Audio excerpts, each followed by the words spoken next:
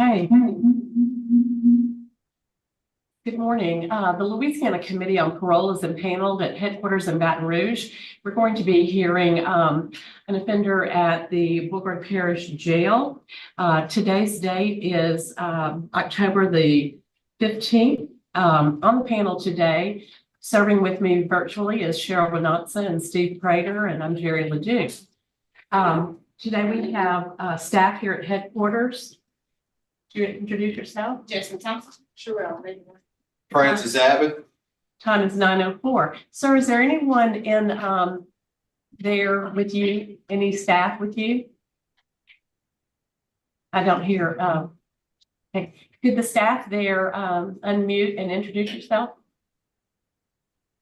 Deputy Johnson with BPSO. Thank you very much. Okay. Sir, would you please state your name and your DOC number for the record? Floyd Hayes II, 612509. Okay. So, Mr. Hayes, you're before the committee today to address some parole violations. But before we do that, I'd like to see, do you have a piece of paper that you've signed that indicates that you are not being treated for mental illness and that you can read and write or not eligible for appointed counsel? Yes. Paper. Do you see on the screen the paper? Yes, ma'am, I see it. Okay, that's your signature. Yes, ma'am. Okay, so that indicates that you're not eligible for appointed counsel. Have you hired an attorney for today? No, ma'am. Okay, so what I'm going to do is read some the parole violation allegations, and then I'm going to ask you to enter a plea of guilty, not guilty, or guilty with a statement. Okay, so I have that on or about 4/21/2024, you committed the offense of battery of a dating partner, misdemeanor, and theft under 1,000 misdemeanor, which led to your arrest in BEAUREGARD Parish. You took a plea deal on 8/15/2024 and pled guilty to theft misdemeanor. The battery of a dating partner was dropped due to the plea deal. How do you plead on that? Guilty with as far as what am I pleading guilty to exactly? Whether you committed the theft and battery of a dating partner. Well, I would say not guilty. The battery of a dating partner was dropped. Okay. Not So, guilty. but I'm asking about the activity. So you're pleading not guilty to the battery of a dating partner. Are you pleading guilty to the theft? Okay, so I'll bifurcate that and make it A and B. Okay. A, and you pled not guilty to the battery. Also, violation number 10, you are $845 in arrears on your account. How do you plead? Guilty. Okay. At this time, we have two people who are in attendance via Zoom that would like to speak on your behalf. First of all, you have your mother, Sharon Hayes, and you have Elizabeth Everett, your girlfriend. So I'm going to allow Ms. Hayes to make a statement first. Ms. Hayes, can you hear me? Good morning. Yes, ma'am. Good morning. How are you? Good. I am here on behalf of my son, Floyd Hayes. I am saying that I am pleading with the parole board to release him because I need him home. He has made a lot of changes in his life, and he has also helped me out a lot around the house since his dad has passed away. He has been a big support for me and for my household. And I need him home. Well, thank you for being in attendance today. We also have Elizabeth Everett, who would like to speak. Ms. Everett. Hi. I don't know. Go ahead. I'm trying to unmute me. To unmute me? We're good? Good morning. I just wanted to get on here and say that Floyd is definitely much needed at home and that he has completely changed his life in the past year or so. And that this was a situation that was blown out of proportion. He is an amazing dad and his kids need him home badly. So does his mother. He is a very, very, very big person in his mom's life.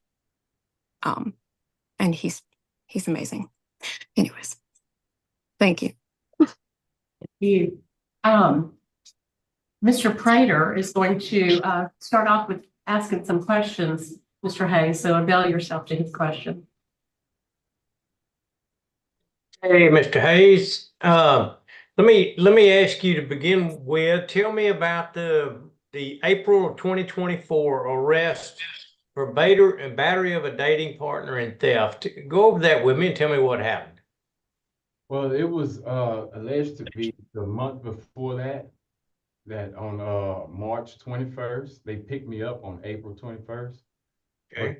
Was that I took the cell phone and it had a wallet attached to it with all her cards and everything. And her baby's daddy, he was over everything at the time, paying bills, and I was supposed to be a secret. So once he found out and things hit the fan, that caused him to come up with extra money because it had her food stamp cards that he sent her money on to take care of everything. And he told me that if he had to get into it, I didn't have the phone anymore because I got rid of it. So he told me to give it back to her. I can't produce something that I don't have. So he said, if he has to get into it, then it's going to be trouble. So I told him to go ahead and take care of it because I don't have it. So since it cost him extra and he felt like that he had to push her along with his mother to push her to go press charges and follow up on things of that sort. And that was Why did you take the phone? well, because there was a laptop that I bought for her so she could do some schooling, and she told me that I had to leave. So I told her if I have to leave, then I want my stuff. And she refused to give it to me. So I said, I'm going to call him. That's when I got her phone. I'm going to call him. Since he's paying for everything, he'll pay me for the laptop. And that's where that came into play. She said she didn't care. Go ahead, leave. I don't care what you do. And she didn't think I was going to leave with the phone. Wasn't your phone though? No, sir. Okay. What What about the things that were attached to that phone, the wallet and all that? What did you do with all that? I just threw the whole thing out and threw it out the window. Because when I left with it, I was trying to get away the whole time. So as I'm telling her I'm going to call him, I'm getting in my truck and I'm leaving. So that's what happened. Okay. Well, that's pretty simple. You took something that wasn't yours and then you threw it away and couldn't find it again. Yes, sir. And number 10, you owe $845, rule number 10. Is that correct? Yes, sir. Yes, Okay. sir. All right. I don't have any other questions. Can I add something in there? When I went to, this had happened on March 21st. So I had to report that first week of April. My parole officer asked me about it because Mr. Zach had called him and told him about the incident between me and her. And he asked me about it. He said there was a fight. I said, no, sir, it was not a fight. I bought her another phone, but she did not want it. I said, it's actually out in my truck. I said, she did not want it. He said, okay. He said, so you're sure everything's fine? I said, yes, sir. He said, because somebody called about you. And I actually asked her who called, and she said it was probably him. So this is all just a big misunderstanding behind a cell phone. And I had to suffer for it. And, you know, I learned a valuable lesson in the meantime.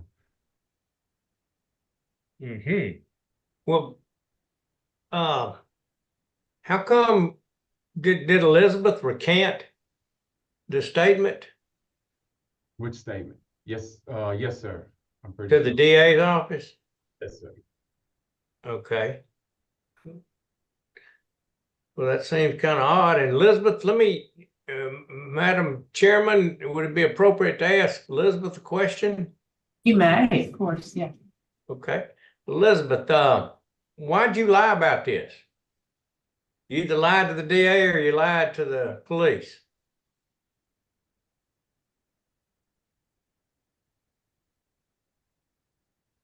You're still muted. Hi, hi. Because at the time, my ex was paying all of my bills, and I had a job, but I wasn't making lots of money.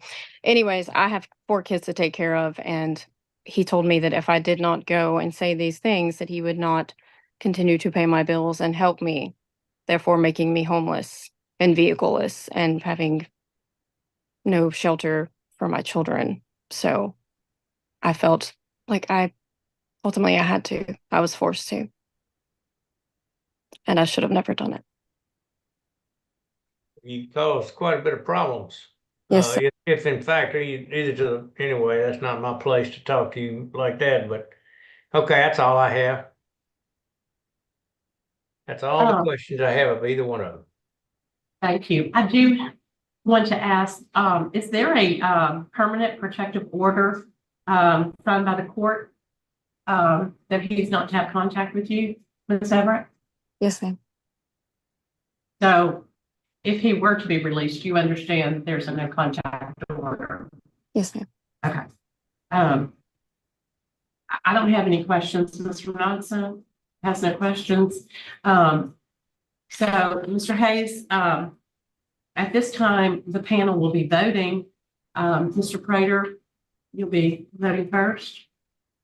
Yes, ma'am. My vote is that Mr. Hayes be revoked on his parole. I think that I think he's admitting to some pretty serious violation there, just stealing something from somebody and throwing it out the window. That's certainly not activity you would expect on parole. And then when I reflect back on his other activities while he's been on parole for the same, in the same time period, and it just seems like he can't stay out of trouble. And when you're on parole, you gotta avoid trouble. So my vote is to revoke his parole. Mr. Ronaldson? Yes, I also vote to revoke. He pled guilty in court to criminal activity, so I find him guilty of violating condition number 4.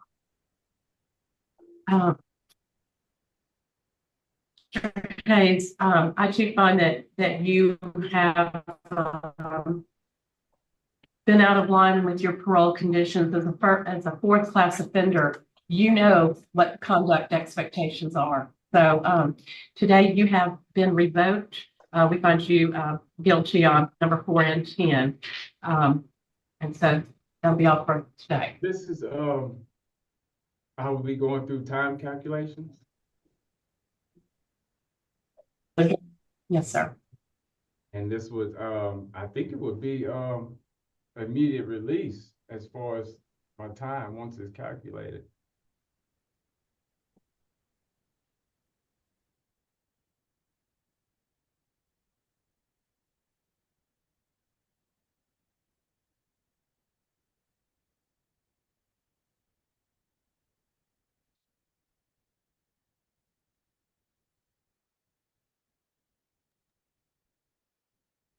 And the time is now 9:18, and we're going to conclude our business in BEAUREGARD. Thank you.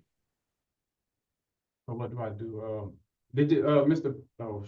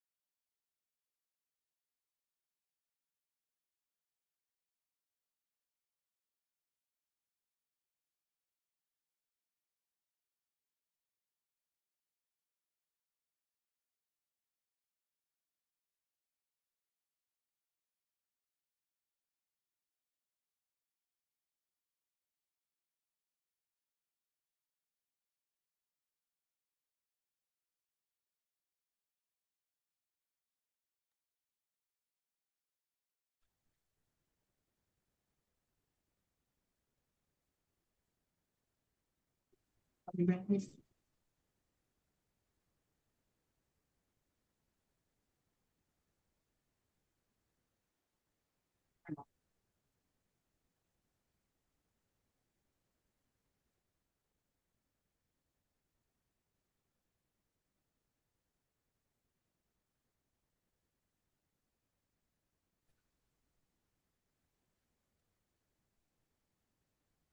Okay, good morning. The time is now 9:25. Louisiana Committee on Parole is impaneled. As the chair here in Baton Rouge, we have virtually on panel today Cheryl Renatza and Steve Grader. My name is Jerry Ledoux. We are currently hearing an offender at Evangeline Parish Jail. Will the staff there introduce yourself, please? Sergeant Boudreaux. Thank you, Sergeant Boudreaux. Sir, would you please introduce yourself and give us your name and your DOC number? My name Brutus Hudson, DOC number 505-365. Okay. Mr. Hudson, do you have in your possession a questionnaire that you've signed indicating you're not eligible for appointed counsel? Do you see that there? No, man, I have one, but I don't have it with me. I'll show it. I just want to verify that you have signed that. We'll put it on the screen. Yes, ma'am. Yes, ma'am. Okay. So that indicates that you're not eligible for appointed counsel. Did you request, do you have retained counsel? No, ma'am. So today, Mr. Hudson, what we're going to be doing is reading out some parole violations against you, and then I'm going to need you to enter a plea of either guilty, not guilty, or guilty with a statement. Okay? Yes, ma'am. Okay, you have been accused of violating condition number 4 of your parole, in that you failed to refrain from criminal conduct on or about July 27th, 2024, by the commission of a domestic abuse aggravated assault and domestic abuse aggravated assault child endangerment in Ville Platte. On August 2nd, you appeared before Judge Fontenot, 13th Judicial Court, for a Gwynn's Law hearing, at which time the victim testified and the state submitted an affidavit of non-prosecution, and the court accepted it. So those charges were ordered to pass without charge. How do you plead? Not guilty. Okay. Number 5, you were in possession of a knife during the altercation with Chantrella Fontenot on July 27th, 2024. How do you Not plead? guilty. And violation number 10, you are currently in arrears of $126 in your supervision fees. Guilty. Mr. Hudson, you're a 5th class offender, is that correct? Yes, ma'am. Your case is going to be handled by Mr. Prater. So would you answer Mr. Prater's questions, please? Yes, ma'am. Hudson, how are you today? I'm okay. How are you? I'm doing good, doing good. Tell me about the knife. Who had the knife? It was never a knife involved. Okay. She just said she was gonna get a knife. It was never a knife involved. With the juvenile told police at the scene there was a knife, and that one tried to get the knife away from you, and lucky they didn't get cut. That was the words of the juvenile to the police, and police show up, and one juvenile runs out there and says he got a knife. He's got a knife. No, I don't understand. a juvenile never ran outside, and they never. She said that I had a knife because the mother told her to say that after when she came in there and said I had a knife, but I never had a knife. The little girl never ran outside. I'm the one got her to open the door when they knocked. I thought it was my mother at the door because I had called my mother to come pick me up. The affidavit for your arrest, the officers say that upon arrival to 806 North Latour Street, Platte, a juvenile female ran out of the apartment yelling, quotation marks, he got a knife, end of quotation marks. Officers made contact with Hudson and his girlfriend, Miss Fontenot, who were arguing in the back bedroom. That doesn't sound like you answered the door according to the police report, because I wasn't there. No, Wasn't I did not answer the door. I had got the children to answer the door because they came to our room, open the door. She'll verify it. I never told her. She never ran outside at all. Didn't you just say you opened the door? No, Did I sir. misunderstood that? No, sir. I'd say had got the children to open the door. The little girl, the one went open the door when I told them to open the door. Because they came, said somebody was knocking at the door. We was in one room, they was in another room. This doesn't sound like what I'm reading, which is quotation marks from here. I don't understand. You had just been on parole for two months, right? Less Yes, than 2 sir. months. Yes, sir. I was just getting out in May. What does parole mean to you? Parole mean to, like, you still kind of incarcerated but home supervision, and that you cannot get involved in no kind of physical or violent activity, none whatsoever. If you did that, if you was in jail and did that, you'd be in trouble. Yes, You sir. out on parole and you do that, or accused of doing that, you'd be in trouble. Yes, sir. And so you were. Why didn't you avoid that? That's what I was doing. That's why I called my mother. Honestly, I never, none of that stuff that was read said I did. I never done none of it. I never hit her. I never fought with this girl a day in my life. My 40 years of living, I never fought with her. I never put my hand on a female ever in my life. Never. Me and this girl been together for a couple of years now, a few years now, and me and her never had a violent relationship. Never. I never had a violent relationship with no woman ever in my life. Never. So when the police came, when the police said that, if you can read the statement that they wrote, one, they said that they seen me with a knife and they told me to put the knife down. And then at the bottom of the statement they wrote, they said that they never seen a knife or a knife with nowhere involved or around. Just, they told you to put the knife down because they had been told you had a knife.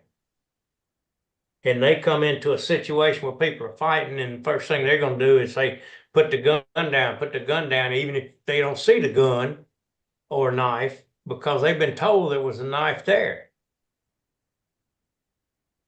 So yeah, but doesn't that make sense to you that they were told there was a knife there? Yeah, but when they came, nobody told them that there was a knife. My girlfriend never called the police. No, when they came for a disturbance. Would never no knife was said. They came in there. That's when she started saying that something about a knife. But nobody never had a knife. Said about the knife. She started saying something about a knife, but nobody, either me or her had a knife. She told me that first I had her phone. I made the phone call for her phone to my mom. And she was like, if I ain't give her phone, she was gonna get a knife. We never had a knife. A knife never was involved. Never. Police were told there was a knife involved. Yeah, she did. She told them when they come in the house. Okay. They didn't get a call saying we had a knife or nobody was fighting. They just came for a disturbance.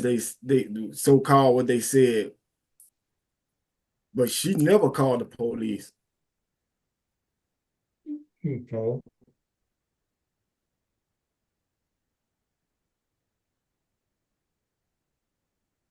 I'm looking at something right quick.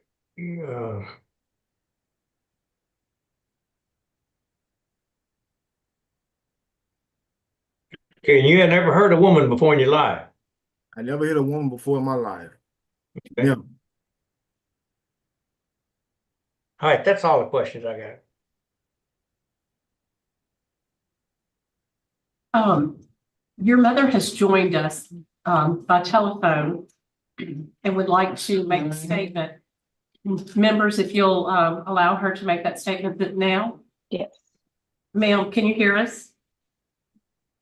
Okay, just one moment. Okay. His girlfriend is here too. And one had to give me the statement she wanted to talk to you all too. Could you please, ma'am, give us your name and your relationship?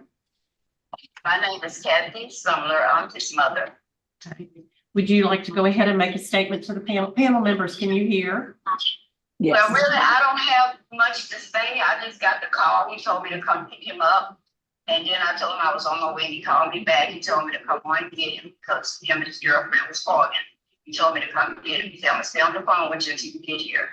But all I heard him just say, just stop, stop, stop. And then the phone hung up. And by the time I made it there, they was bringing him to jail.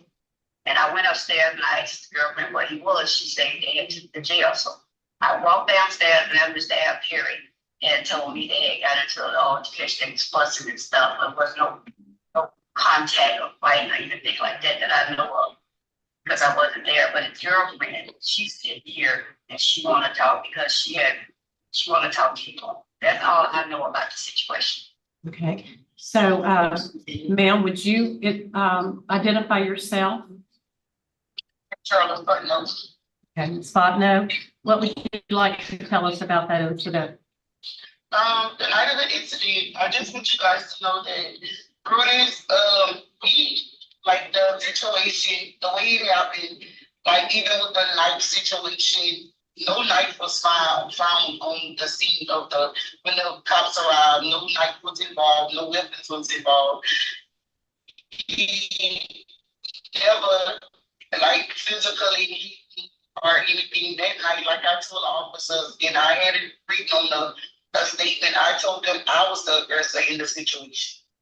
I was just trying to get my phone from him, and I was tugging on him, pulling on him. So when the cops did arrive, we because I had contacted my mom that night, and she ended up calling the cops. Why, I don't know. I just had told her to come over to, to help me get the phone or whatever from Brutus, because I know once she would arrive, you would have give the phone to her. So she ended up calling the police. Like I said, me and Brutus was still, going back and forth about the phone. It wasn't no physical altercation or anything. So when the cops did arrive, when they came in, they believing that he's on me, but he was really trying to, get me off of him because I was ripping his clothes, trying to ripping his pants up, trying to get my phone out of his pocket.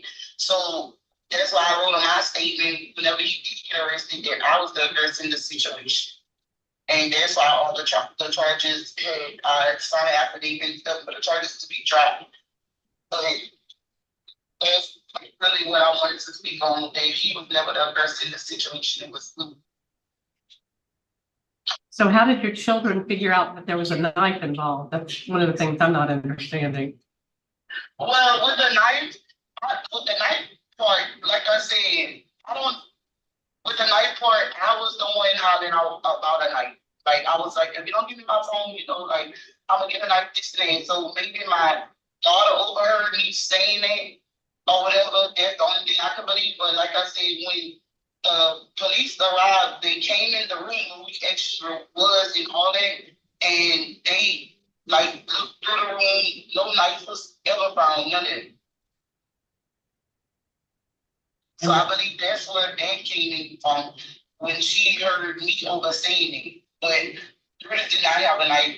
I did not have a knife. I stated I was going to get one, but I never actually got one.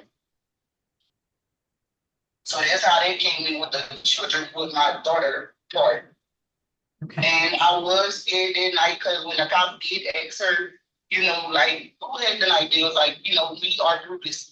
And I guess me being her mom, she looked at me and I pointed to Brutus, and that's when she just said Brutus. She's 6 years old, so she's gonna go off of what I see.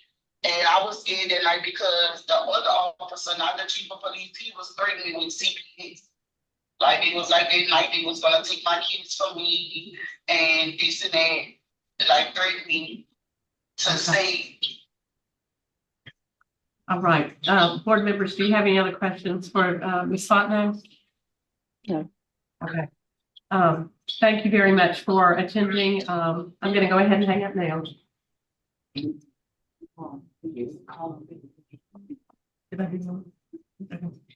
So, Mr. Prater, do you have further questions after that time? More questions? Ms. Renatza? No questions, thank you. Okay. So, Mr. Hudson, with everything we've been presented, I think the panel is prepared to vote. Mr. Prater?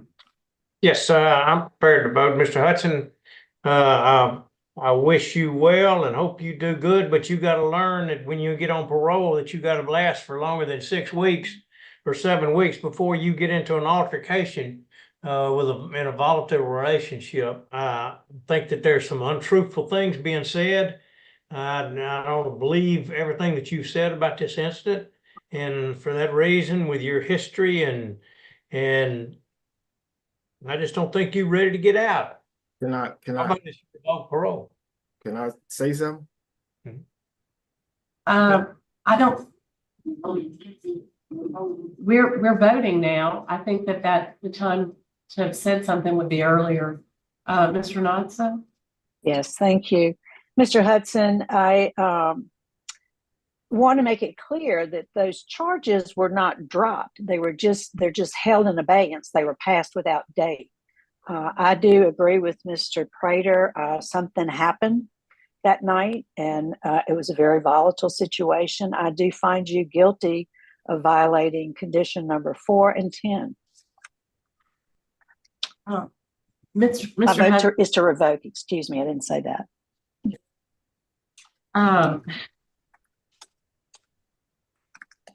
vote is also to revoke, but I just want you to know that you made a statement that you never hit a woman, but you do have 6 arrests for violence against a person, simple battery, aggravated battery, and things like that. So that's not why I'm making the decision today, but today your parole has been revoked. We wish you well. Thank you. Can I say something while y'all still there? Just one thing while y'all still there. It won't matter, but I mean, you want to say something, but I know. I just want to speak on it though. Yeah, say it. What do you want to say?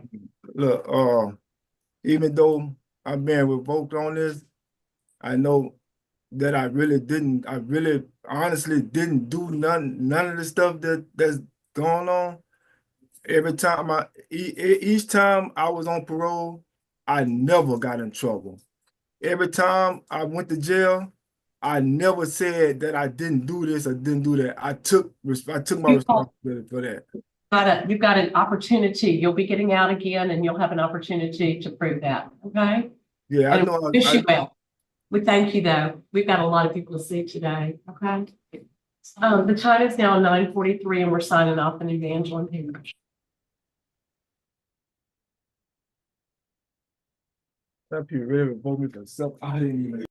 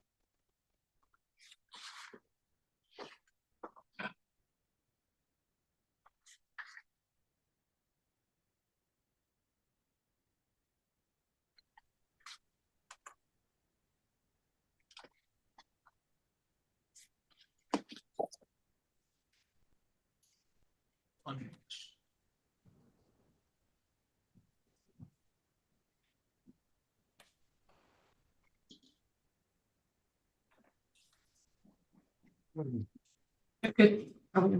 morning. The Louisiana Committee on Parole has been paneled at headquarters in Baton Rouge. My name is Jerry Ledoux. I'm chairing today virtually. We have Cheryl Renatz and Steve Prater also on our panel today. We have, it's 9:49 and we are now at Ouachita Correctional. And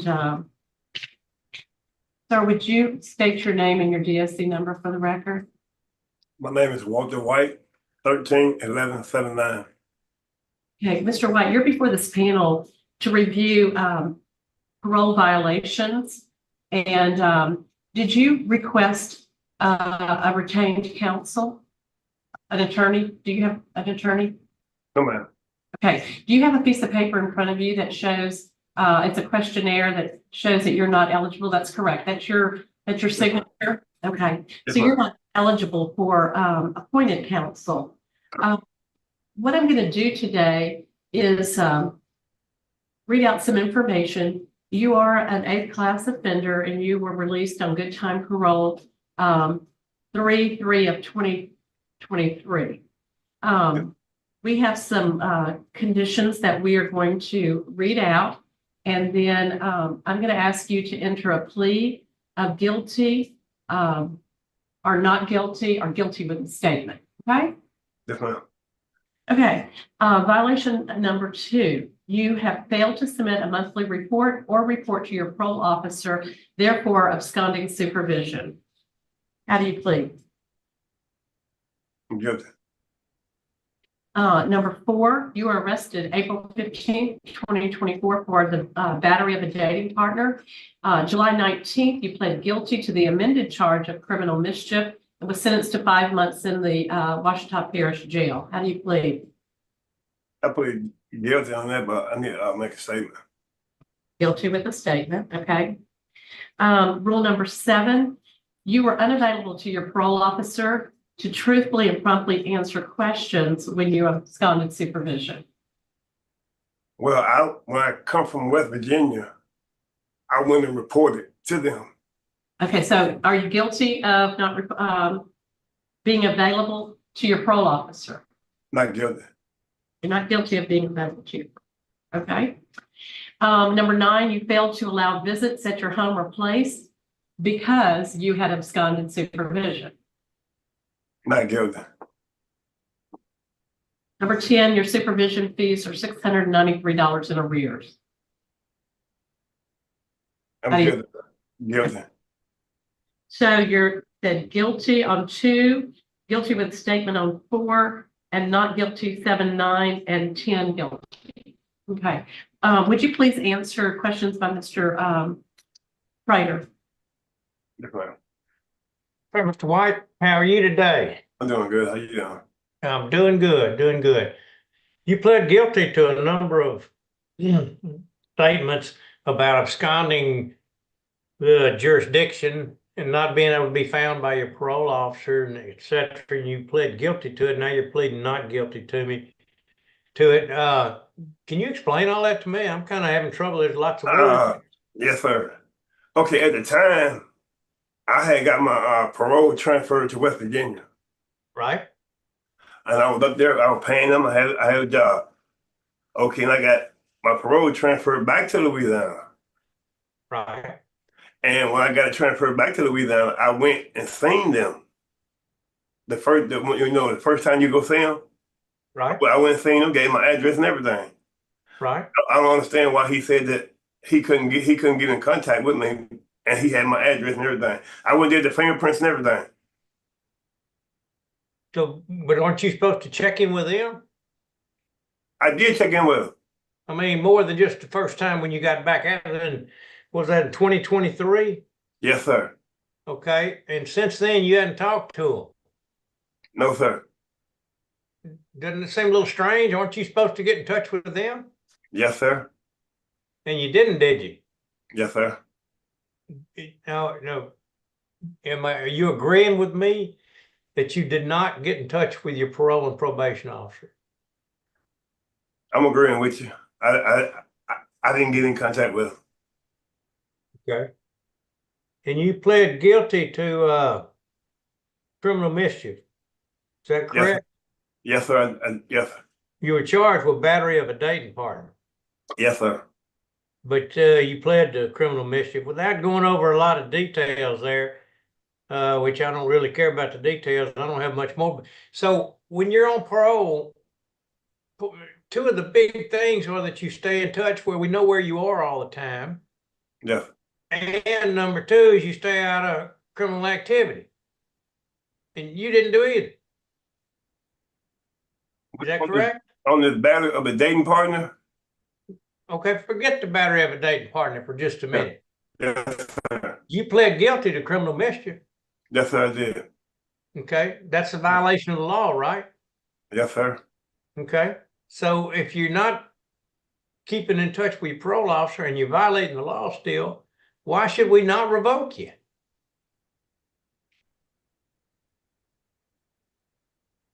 No, I don't know, sir. That's hard. That's okay. I don't have any other questions. Mr. Knudsen? Mr. White, Yes, sir. you know, you're an eighth offender. You know how this works. Yes, ma'am. And so why don't you be honest with Mr. Prater and tell him why you really didn't report? Now, I'm gonna be honest. I was on drugs. Right. I'm just being honest. I was on drugs at the time.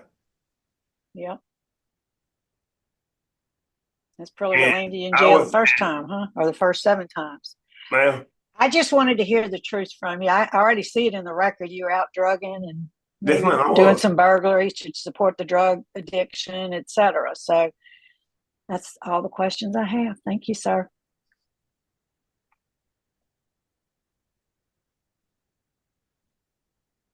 Do you have any other statements before we vote, Mr. White?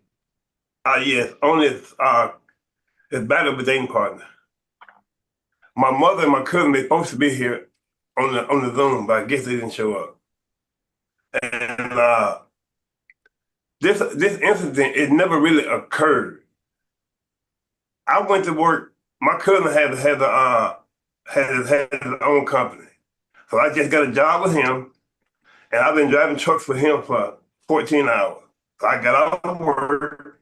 I went to my mother's house to lay down and give me some rest. And I had the door to my room open. And when I had the door to my room open, the girl that I used to talk to, she came in my mother's house without knocking anything, and started pulling and kicking me, making me get out the bed to set up a phone. I said, Mr. White, that is only one of the incidences that we're trying to make a decision based on. So, you know, the details of that is not going to change the outcome of this hearing. yes, ma'am. So, Mr. Prater, are you prepared to vote? I am. Mr. White, I vote that we revoke your parole. I don't think you've learned how to behave.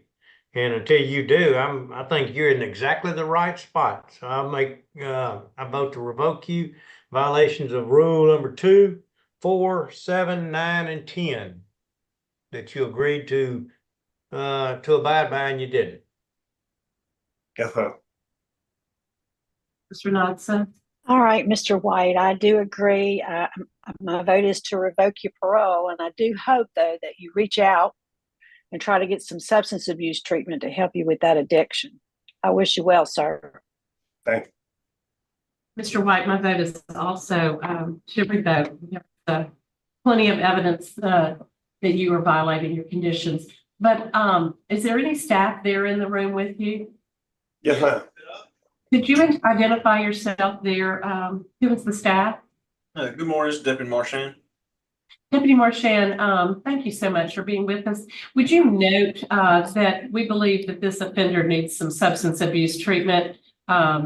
While he's being revoked, we hope that he's not just sitting there doing nothing, that he gets some substance abuse treatment. Yes, ma'am.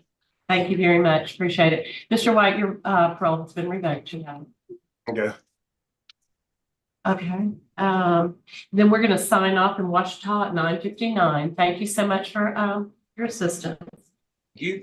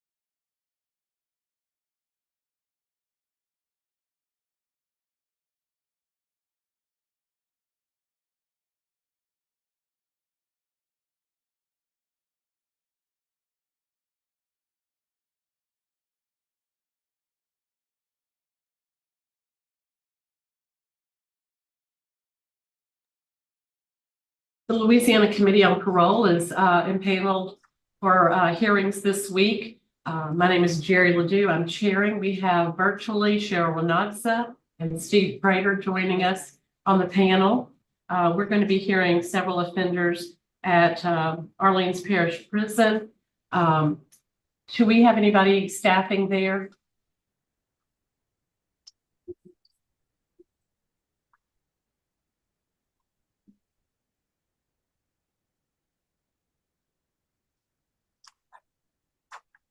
Or is there anyone in the room with you? No.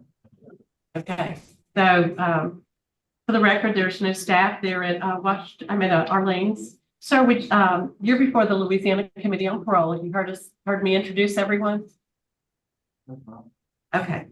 We also today, let's have your name and your DOC number first, if you don't mind. Tewan Leonard, 583572. Okay. Mr. Leonard, we're going to be dealing with some parole violations. Let me ask you, did you have a piece of paper in front of you that shows that you're not eligible for appointed counsel? I have two pieces of paper in front of me as well. Let's see what you have. Do you have one that asks you if you have any mental health problems you can read and write? Yes, ma'am. Okay. And so you are not eligible for appointed counsel, but you do have a retained counsel. Is that correct? Or are you appointed? I'm sorry. I think it's the public defender's office. Oh, it is. Yes, ma'am. This is Catherine Kearney with the Public Defender's Office. I see it now. Yes, I'm sorry. So you have appointed counsel. You also have Catherine Kana with Orleans Defender's Office. So you have an attorney and an advocate. Yes, ma'am. For time, if you wish to assist him in any way, then feel free to speak up. We're going to be reading some violations, Mr. Leonard, and we're going to ask you to enter a plea of guilty, not guilty, or guilty with a statement. Okay, if you need assistance from your attorneys at any time, let me know. So the first thing we have is that you violated parole condition number 4 on that June 18th, 2024. You were arrested by the East Bank Levee Police, who had been detailed to the FBI Violent Crime Task Force and charged with simple battering of a dating partner by strangulation, and unauthorized use of a motor vehicle, and simple criminal damage to property. Also, aggravated assault with a firearm, domestic abuse battery, simple battery, and theft. However, on August 13th, 2024, the charges were refused by the district attorney's office. I'm asking you to enter a plea of guilty, not guilty, or guilty with a statement to those violation accusations. Not guilty. Condition number 5, on 6/18, you were arrested. So it's the same information. So how do you plead on that one? Not guilty. And number 10, you're currently $1,822 in arrears of your supervision fees. Guilty.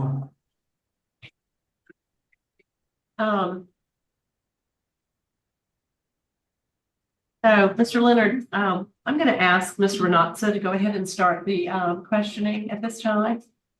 Okay, thank you. Tell us what happened, Mr. Leonard. You pled not guilty to both number 4 and 5. What happened during that incident? It was just about more that I apologize for maybe responding differently towards the situation or arguments with my dating spouse, but it was a little over fabricated with the police reports about what took place. But other than that, I take responsibility. I could have responded better, I could have done things differently, but the police reports is just not accurate about exactly what took place. What did take place? It just was she's pregnant, and it was just a lot of emotions, or whether I was late coming home, or if a missed phone call, any of those subjects. So you were arrested because you were late coming home? I had the attachments out, which I didn't even have the knowledge of knowing I had the attachments. I still was in compliance. I didn't even know I had any of those attachments. So why did you have the attachments? Disagreement with my dating spouse. An argument. Yeah, that's what I want to know. Tell me what happened during that argument. It's like I didn't come home. She have a little mental issue, and it's like any little thing takes her off, and she goes crazy. Right. Did you take her car? No, ma'am. We shared a vehicle. I tried to eliminate myself from the situation, and that part was about. Well, let me ask you, when at the time of, let's see, this was based on her report to the police. The question, there's risk questions that were asked of her. One was, do you think he will seriously injure or kill you, your children, or someone else close to you? What makes you think so, or what makes you think not? And the answer was yes, because he told me so. How frequently does he intimidate, threaten, or assault you?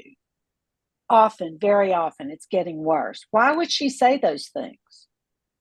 Because I'm a parolee, and the way of winning in the battle of argument or anything was me being incarcerated or finding a way to have me in jail. And that's why I sit today with the decisions from that.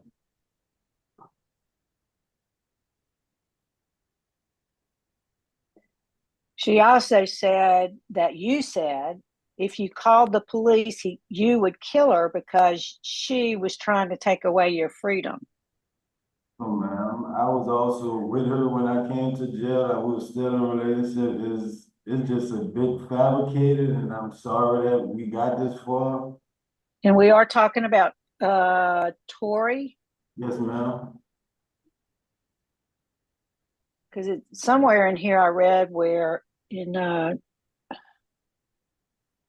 2020, well, that you were no longer in a relationship with her. You're saying you are? Yes, ma'am. Where is she today? I'm not sure right now. Maybe we're. Okay. Well, I tell you what, I've reviewed the record. I hear what you're saying, but I reviewed the police reports and her statement. So I just like to sit back and hear from my colleague and what your lawyers have to say. Yes, ma'am. Mr. Prater, do you have any questions? I'd like to hear from the lawyers first to see what they say. Like us to be at the end.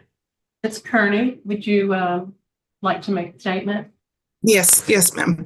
I just wanted to confirm, I spoke with Mr. Leonard's parole officer, and she said that she sent you a letter from Ms. Moore, and I just want to confirm that you received that. We did. Okay. So I will say that I have spoken with Ms. Moore several times now, and she has, as I think she stated in the letter to you all, she has said that she was very much struggling with her mental health at the time, that she was having some breaks in terms of her ability to understand what was real and what wasn't real. She was also concerned about her own ability to keep herself safe. She has since sought treatment and is thankfully in a much better place, both for herself and for her children. And she wanted me to express to all of you, as she did in the letter, that that the things that she shared with the police were not true, that Mr. Leonard did not put his hands on her, that they struggled with communication, which I think is what Mr. Leonard is saying as well, and that she was really having a difficult time during that period. So she has told me that the things that she said were not true. We also just would like to highlight, and Ms. Cunha can do this as well, how well Mr. Leonard did when he was out on parole before he was picked up on these charges. He was working for UPS. He was working with at Delgado and doing very well there. My understanding from his parole officer, I understand that he was behind in fines and fees, but other than that, they had a good working relationship, and Mr. Leonard has expressed to me that she was a source of support for him and was really helping him build his life back. We also received letters from his family, and so I'll just share that his brother has told us that that Mr. Leonard is really a pillar in their family. He especially helps with childcare for his niece and nephew, including taking care of them throughout the summer, and they would just ask that that he be given the chance to continue the work that he was doing when he was out on parole, which is building his life extensively in the way that we all hope that people will take that chance when they are given the chance on parole. I believe Mr. Leonard is an exemplary, example of that. I think that Ms. Moore deeply regrets what's happened here, as does Mr. Leonard. And I will say that in my experience with Mr. Leonard, I've known him now for several months. He has really reflected on this situation. And although, what is described in the police reports is not what happened, Mr. Leonard understands that there were different ways to handle the situation, that there was a conflict between them, and that that he should have walked away sooner, that there are many ways in which they could have communicated better to avoid this. And so I just believe that Mr. Leonard would continue all of the work that he was doing when he was out on parole, both in his education, his family, his work life. And as unfortunate as this experience was, I think he has really gained insight from it in terms of his interpersonal relationships and the way he communicates with the various people in his life. So I just want to pass it to Ms. Cunha to talk about, we do have a reentry plan for Mr. Leonard, and I'm just going to pass it to her to talk about that. Hi, thank you so much for allowing me to speak today.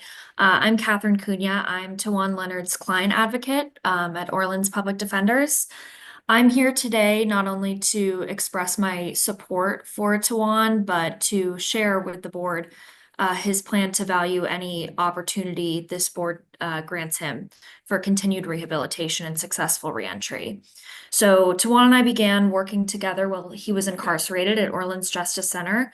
And frankly, it's been clear to me since my first meeting with him that he is a very kind, intelligent, and valuable human being. His growth thus far, his hope for his future, and his genuine commitment to positive and productive reentry is incredible, and it's inspiring. And through consistent communication with his mom and his friends, many of whom are watching today on YouTube, I've also seen firsthand the support that Tewan has in his life and the value and love that he has for his family and his community. His journey after incarceration, although flawed as life is for all of us, I believe is an example of what I hope many of my other clients can work towards as they face similar hardships and tests of faith. Tewan and I have developed a reentry plan, which has been provided to this board in writing, along with letters and photos from his family and friends.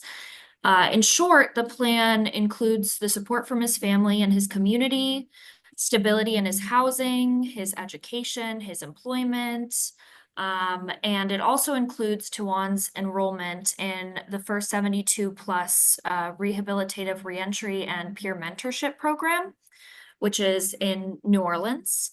And there's also a letter provided to this board from them as well, confirming that. I say with complete honesty that I am confident in Tewan's character and his commitment to a positive future.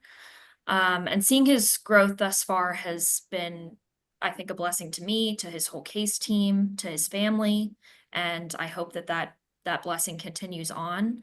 I respectfully ask the parole board today to take this hope and Tewan's positive contributions to many lives into consideration as his case is further discerned upon today. And I would like to just now read a brief message from Natasha, Tewan's mom.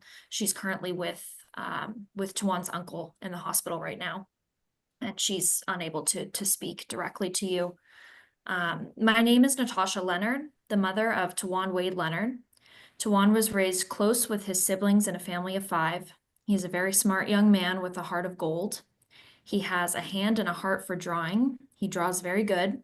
When he was in high school, he was in the newspaper for having a 4.0 GPA. He's a great young man. He had a job with UPS, and now he's in jail but can get the job back if he gets out. Also, he is enrolled in Delgado Community College. Tewan is also a great basketball player. He was also in talents class in school. I love and miss my son so much. I've been dealing with a lot. My brother's been in the hospital for 8 months. He had a heart transplant. He suffers from his kidney failure and his lungs collapsed. I need Tewan for support and to help my brother. I'm sorry I'm getting this letter so late. I've been in the hospital by my brother's bedside. So I thank the parole board for listening to me and to Kat, as well as Mr. Leonard today. And I thank you for your thoughtful consideration here. Okay. Mr. Prater, do you have any further questions? I'm confused. When was he paroled? In what year? 21. In 21. And since this occurrence happened in 24, and when the officers were on the scene, the way I'm reading this, they found several, let's see, 1, 2, 3, 4, 5 outstanding warrants for him that occurred after he had been out.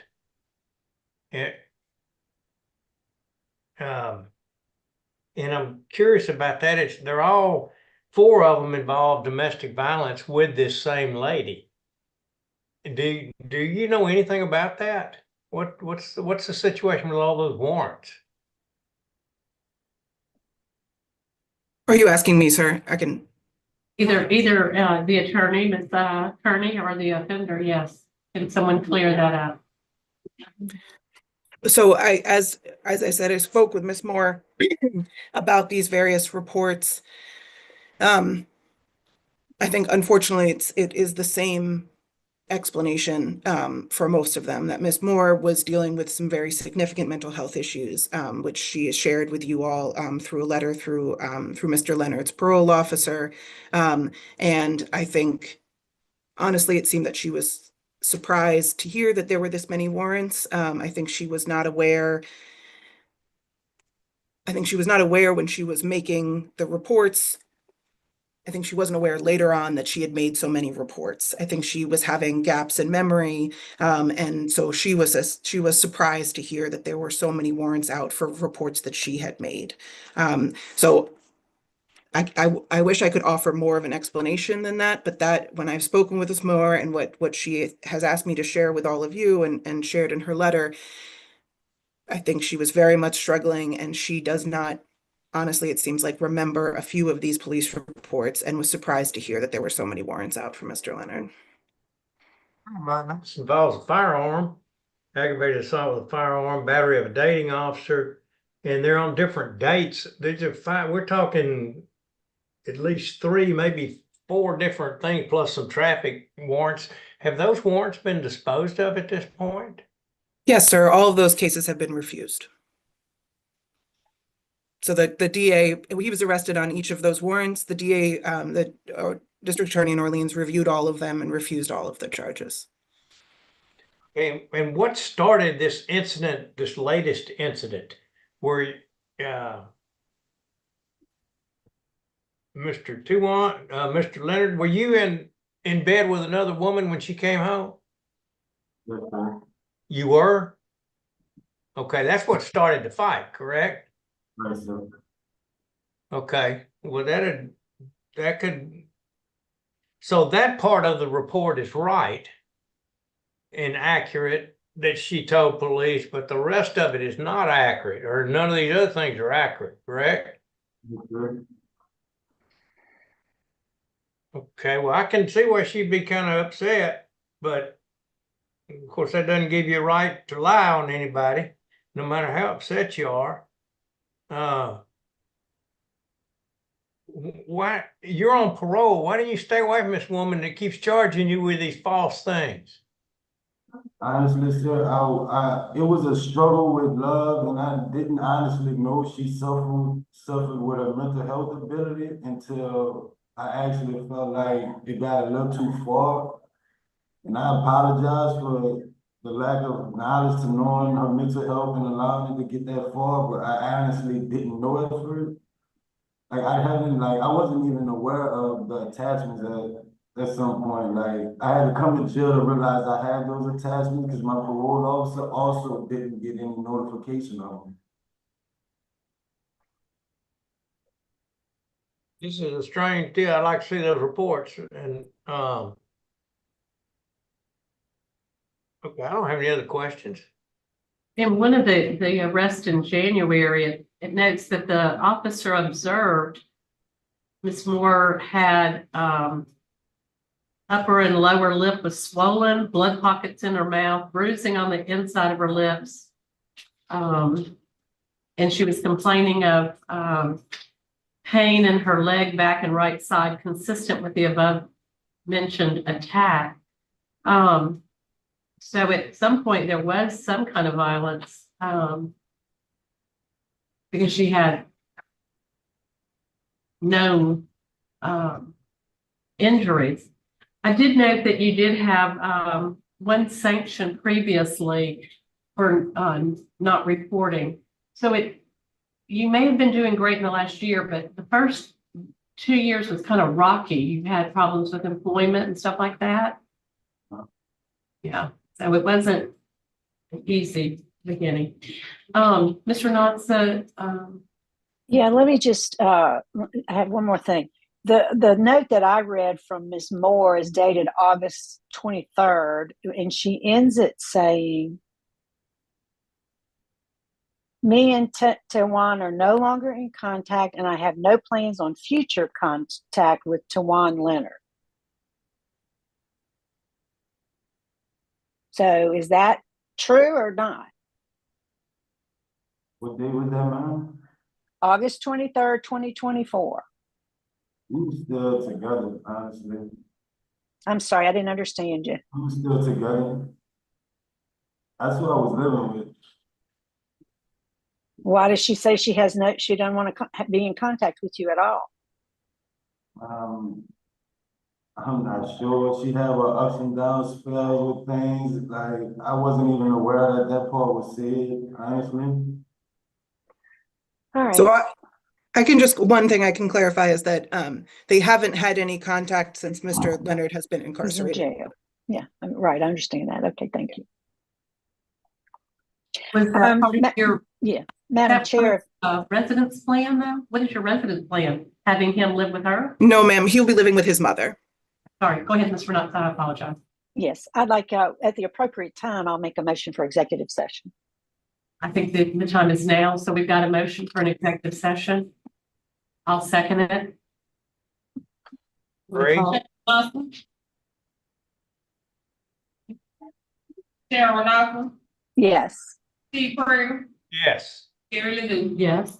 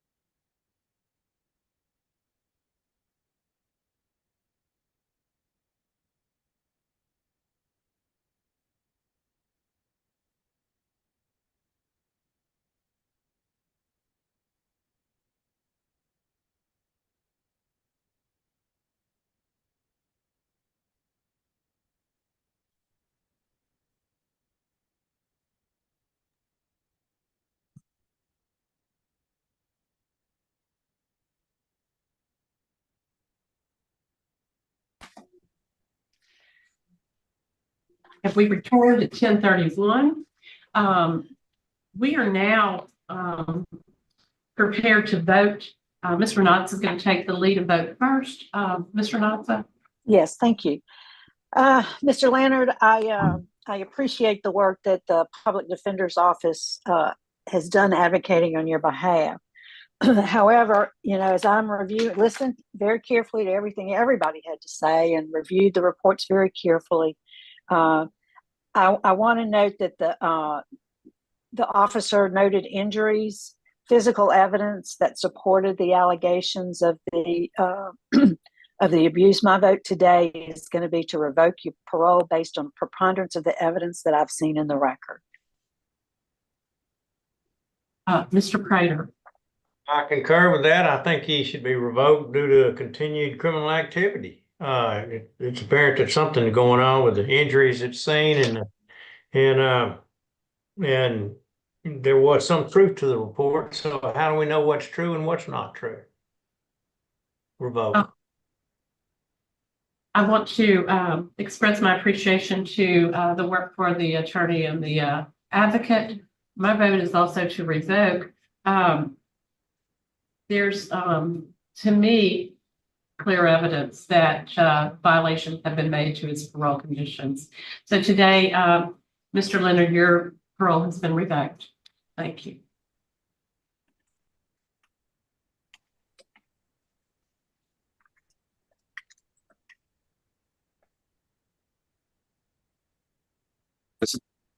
Hey, can you have security come in the room, please?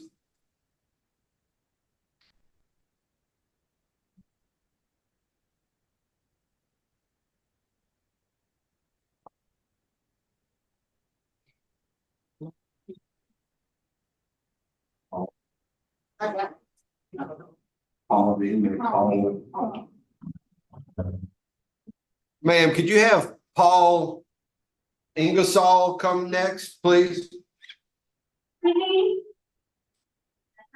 Paul, can we get Paul? Paul Ingersoll, please and thank you.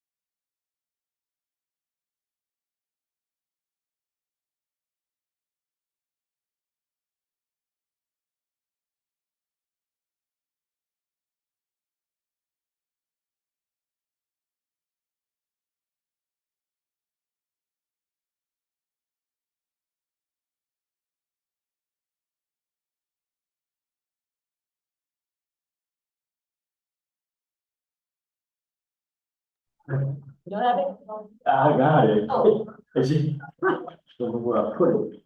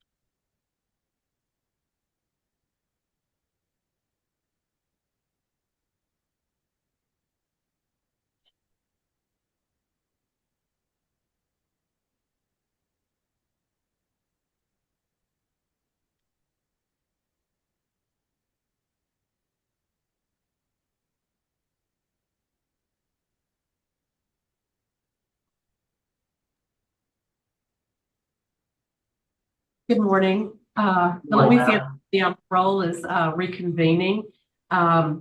We're at Orleans Parish Prison. My name is Jerry Ledoux.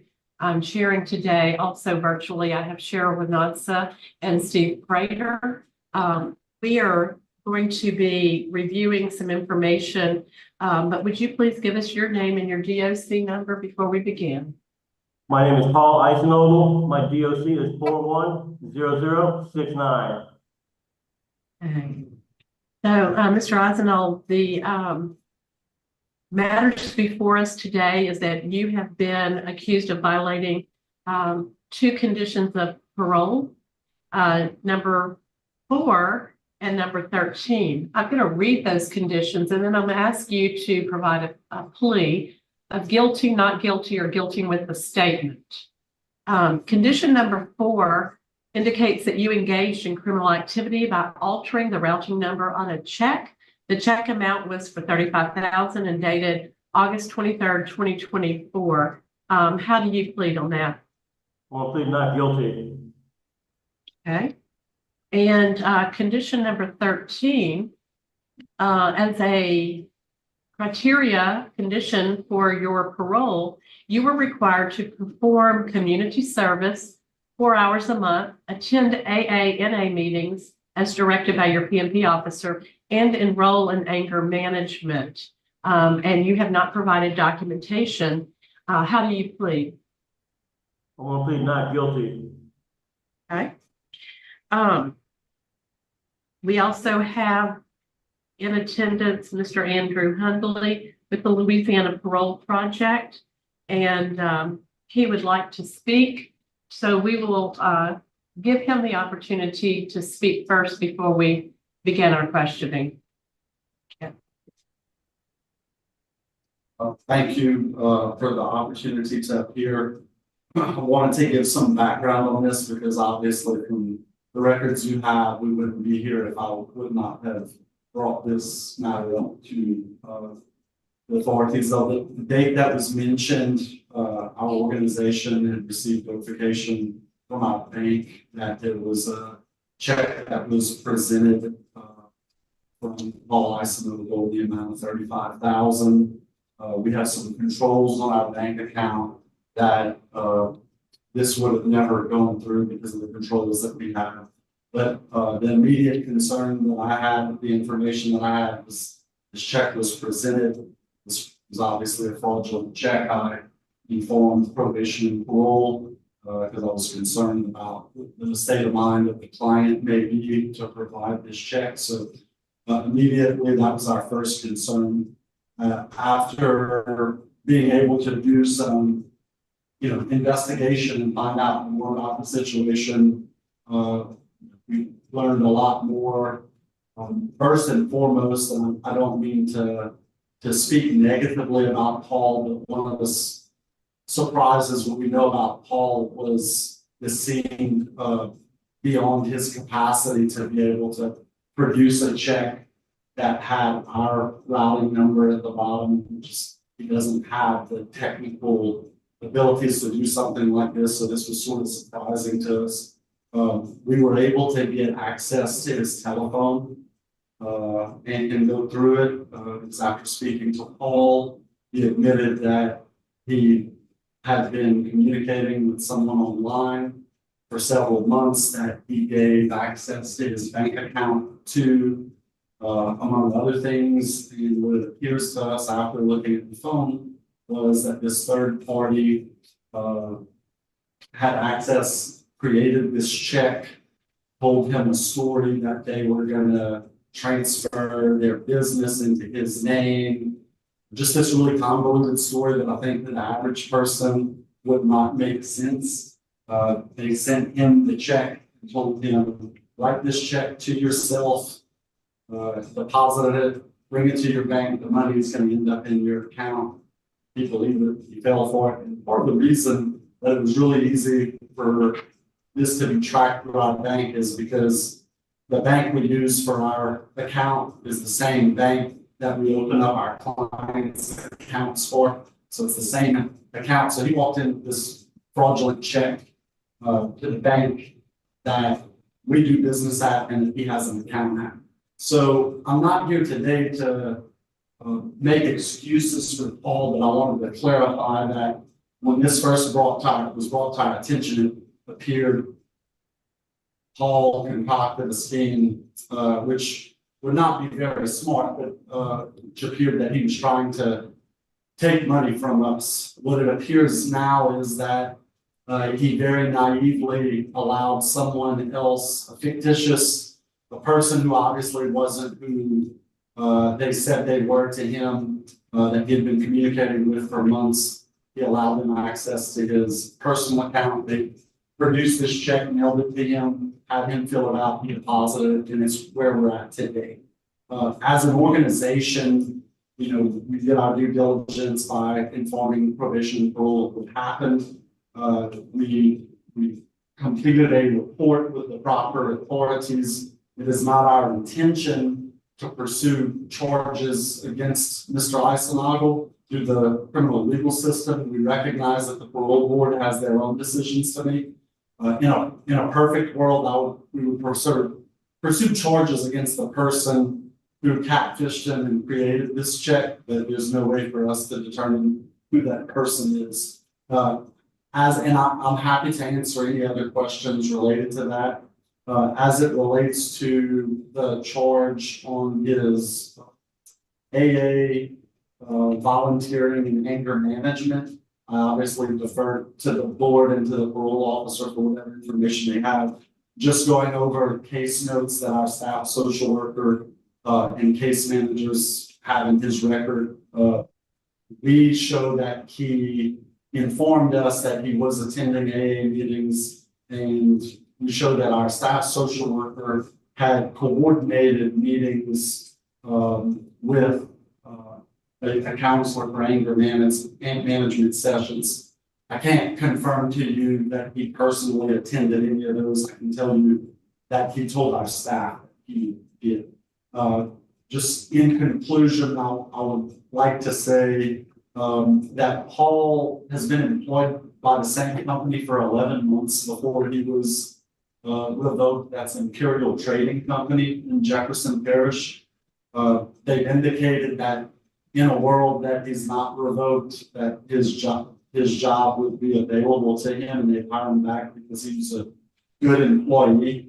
I'm not naive myself, and I understand that there's some sort of sanction at a minimum that Paul needs to face for his actions, whether that be work release or some other things. Just wanted to let the board know that outside of these incidents, we feel like Paul, from the standpoint of working and reacclimating into the community, has been doing a good job in meeting most of the expectations. Parole Project would be willing to still be there for Paul and provide any services that the board would see fit if the board determines not to revoke his parole. And I stand by to answer any questions that will be. Thank you. Thank you. Mr. Dodson, do you have any questions, Mr. Hadley, or of the offender?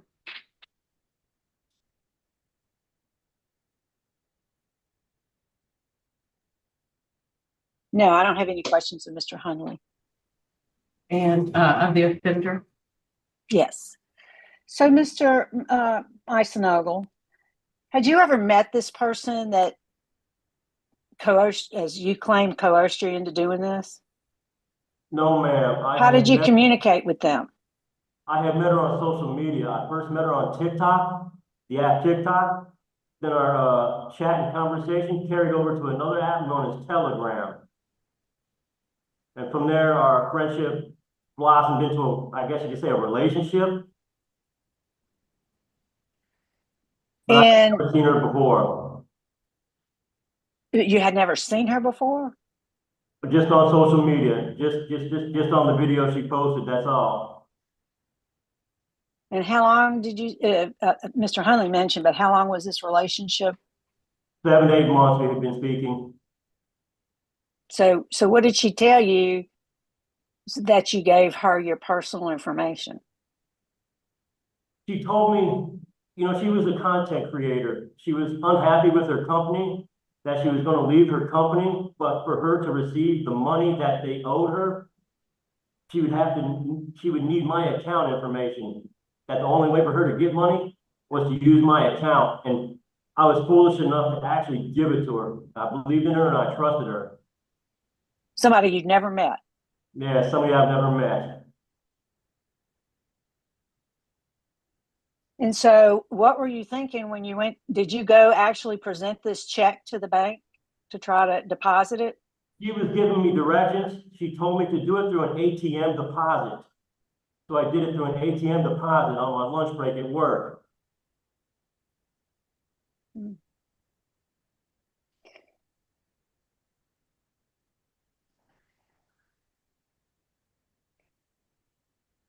It just makes no sense to me, Paul, that you didn't suspect that you were doing anything wrong. When I did this, I had no idea. I'm thinking, you know, she hadn't lied to me. She hadn't done anything wrong until now. But I never suspected her of, you know, using me like this. You see what I'm saying? No. I never I mean, I hear knew. you. I hear you, but no. I never knew that, you know, this check was, I thought it was a good check. I believed every word she said. I did not know that it was going to be a bad check. Because I haven't seen checks in so long. I've never dealt with checks in so long. I figured it was a good one. So when you're paid by your employer, they do a direct deposit? Yes, ma'am, ADP. Now, here's the funny thing. I trusted her so much, even after I gave her my information, she never stole from me. She never got in my account. I'd say she stole a lot from you. I mean, she stole, but she never used my account to take my paycheck money.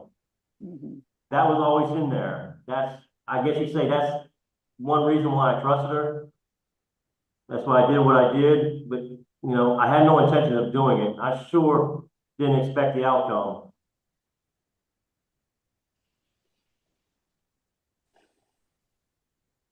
So you were, let's see, you've been detained since August 28th? August 26th. Okay. Well, tell us about the community service. Why haven't you shown documentation that you've done or whatever, all the special conditions, the community service, the AA, anger management? I have presented some documentation at the last minute to my case manager who works for LPP that I had been doing AA, anger management. There were some links on the phone. I had done a few sessions with Daryl Renfro, Renfro and Associates. I had tried to contact him again to get some more sessions scheduled, but he never contacted me back. As far as the community service, not doing it, you know, I have been incarcerated for so long. I'm so used to people helping me, you know, with things. I expected my parole officer would help me with the community service, but he never did. I never took the initiative, you know, to actually look for community service because I didn't know how to go about doing it.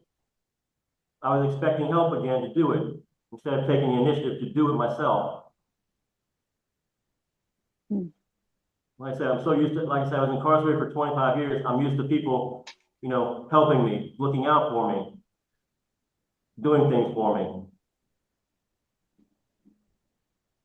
Yep.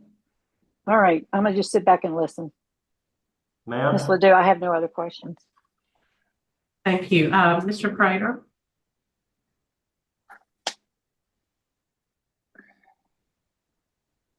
You're muted, sir. You gave yes, sir, you gave this lady you met on TikTok the routing number and the check number or whatever from Project Parole. She then sent you checks with that on your checks. Is that correct? Here's the thing, I did not send her, I don't know how she got, and I don't know how she got my routing number and my account number. What I had given her was my username and my username and my password to my account. I never actually gave her my router number or my account number. I don't know how she got that. But where did you get the check that was that you had? She had, in one of my chats and one of my text orders, she had mentioned that I had some checks coming through the mail that were going to link up to her company's account. So I waited for them and I got them. And, you know, I told her I got them. That's when she had mentioned to me, you know, to write a check for so much, you know, go to the ATM and see what happens from there. The checks were delivered to me through the mail. Okay. But I knew nothing. I gave her no information as far as my routing number and my account number, just my username and my password to my account. And So all of a sudden these checks show up at your house, and so you write one for $35,000 to yourself. Is that correct?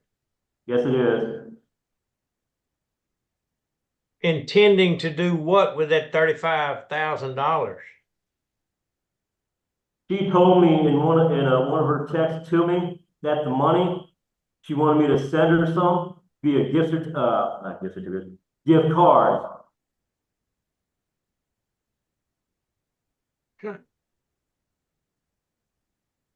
Okay. I don't have any questions. That's a typical scam deal, but okay. Thank you. I have no further questions. I don't know, did I ask you if you had a piece of paper in front of you that showed that you were not eligible for appointed counsel? I want to make sure that I took care of that. I got this parole revocation questionnaire. Is that the paper you would be talking about? That's correct. That's correct. All right. I got that one. It's in front of me. Okay, so you're not eligible for appointed and you did not have an attorney that you hired to be here today.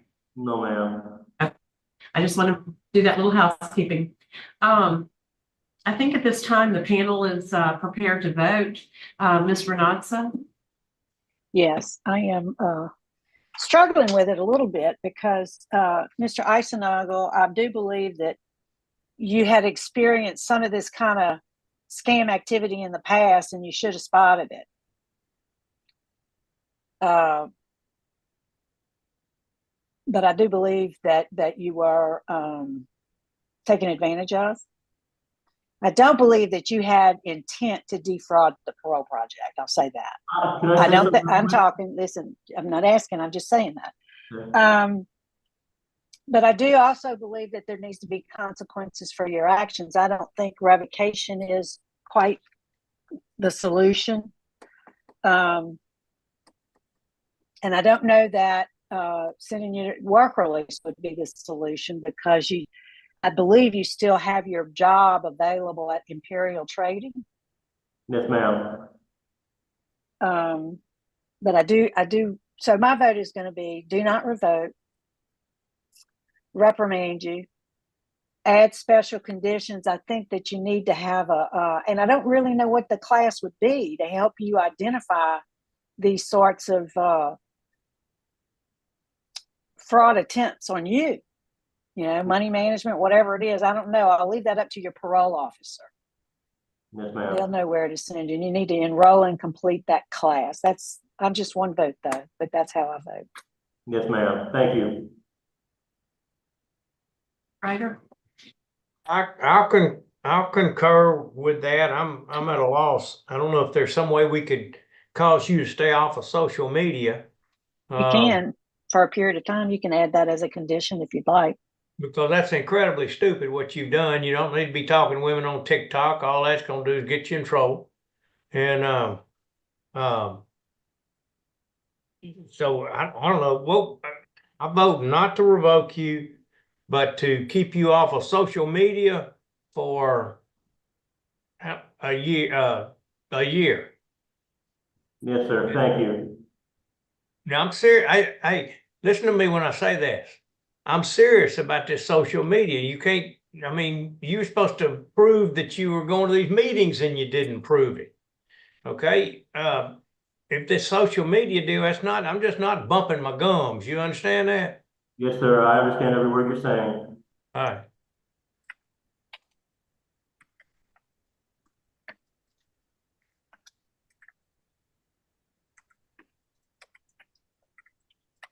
Full term date is 2038. Do you know Yes, that full term date? Yes, ma'am. I'm really struggling with this because I believe, contrary to what my colleagues, I believe there may have been some intent to fraud, maybe not the Parole Project, but that you may have known that this wasn't exactly kosher. You don't appear to be an intelligent individual. I will concur with my colleagues and trust their perception on this case and go along with the conditions that they've invoked. So today you have not been revoked. You have some special conditions, some type of class by your probation officer that will help you with media savvy when you are allowed to return to media, which will be in a year. Maybe some financial classes. But I'd like to also stipulate that you have a closer relationship with the Parole Project. If they are going to be providing services, then I'd like to see that happen on a more regular basis. Yes, ma'am. I really could use their help and want their help. I think I've already let my caseworker know about that. I'm willing to accept any bit of help I can get at this point. Okay. All right. Well, you've not been revoked today. You have some special conditions. Thank you, sir. All right. Thank you.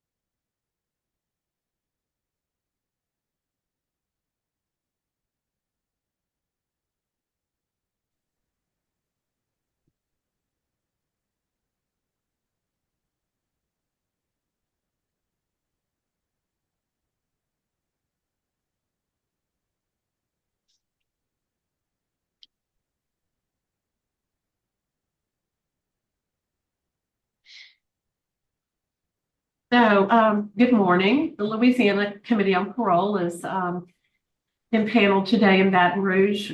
We have two remote members, Cheryl Renatza, Steve Prager. My name is Jerry Ledoux. And we're going to be hearing from you. Could you please introduce yourself with your name and your DOC number? Good morning, how y'all doing? Kerry Carter, 39-2013. Okay, Mr. Carter, could you sit back away from the television just a little bit? Just sit back. Thank you. That's much better. Thank you. We can hear quite well, so you don't need to lean forward.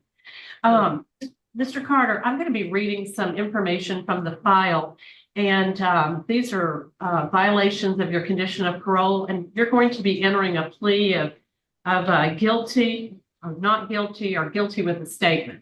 Okay? And we'll take the information later if it's with a statement.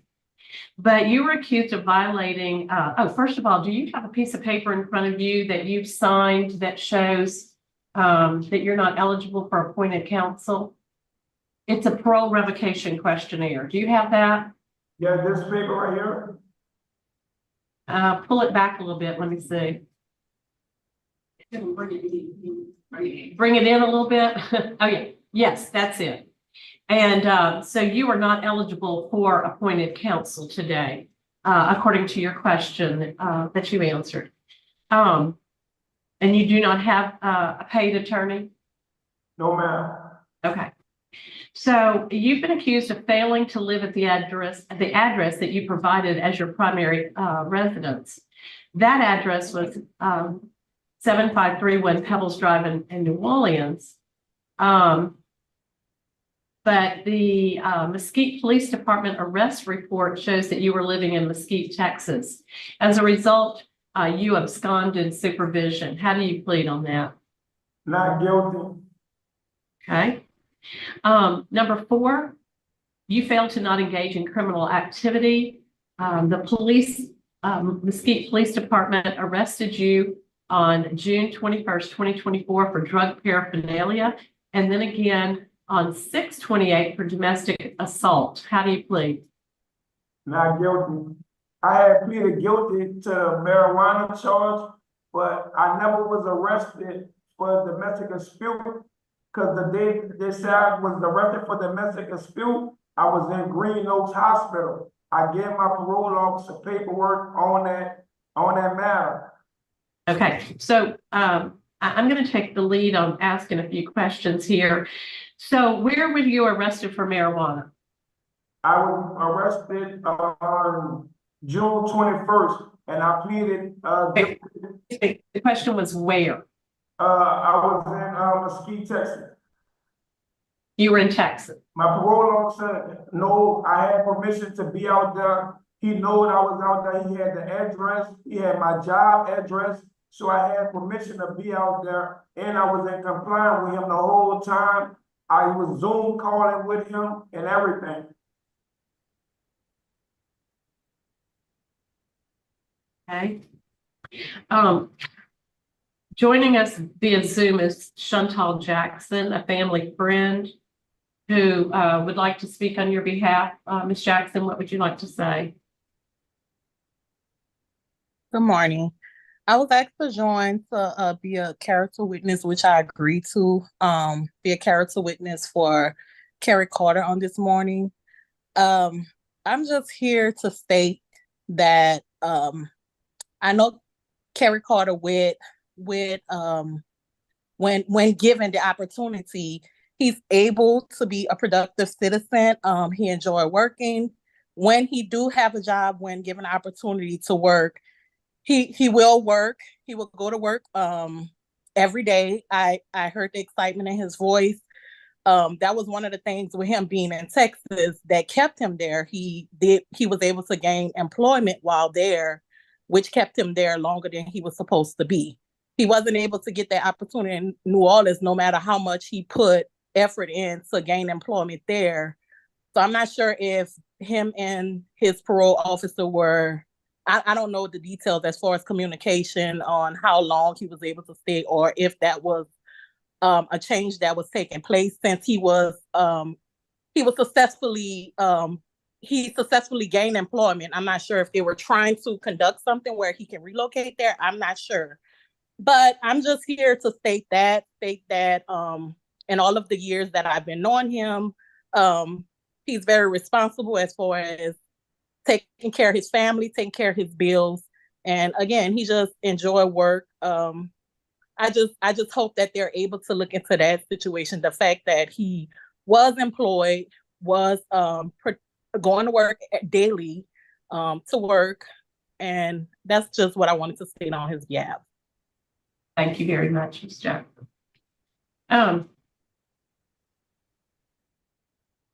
Mr. Carter, you have more than one outstanding warrant in Texas. Is that correct? It was for some tickets. It was all like municipal warrants.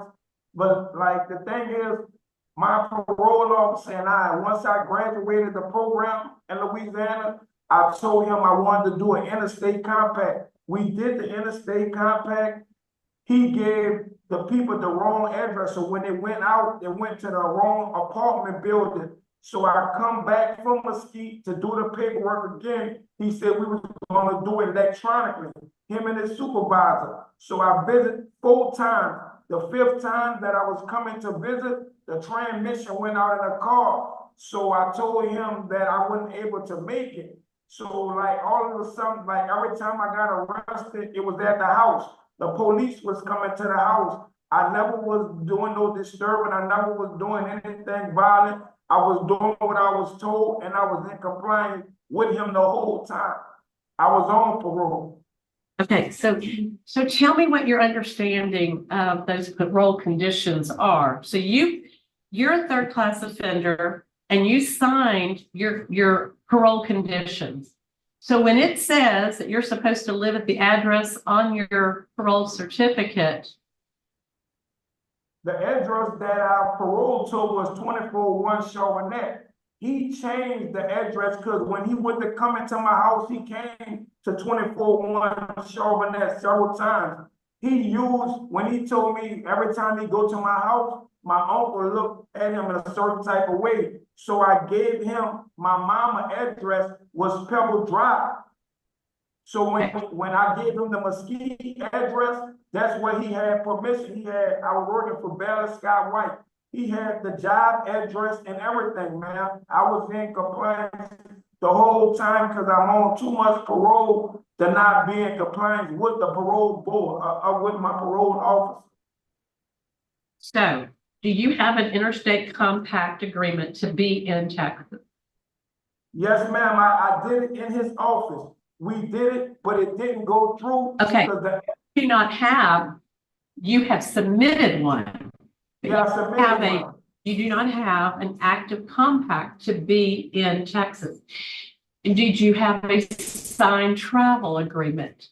We never signed any paperwork, and I fault myself for not signing any paperwork, but him and his supervisor know that I was coming.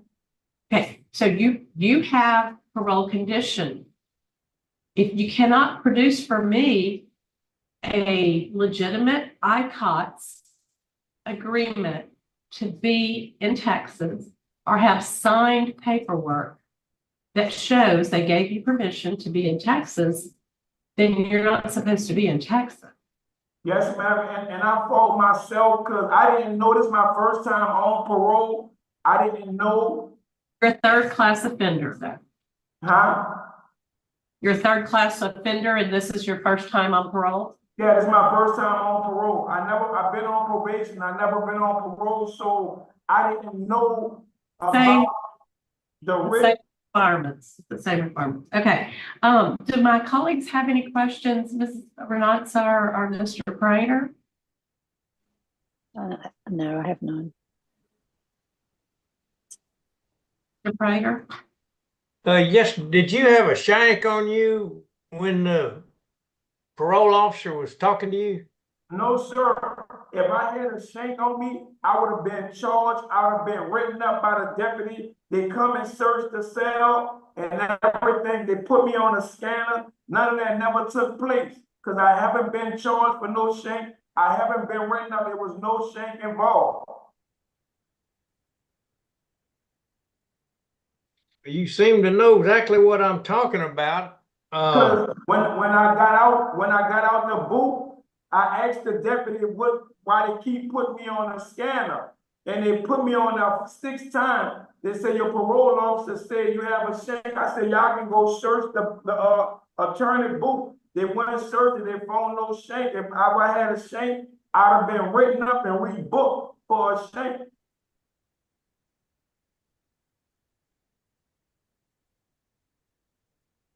Okay.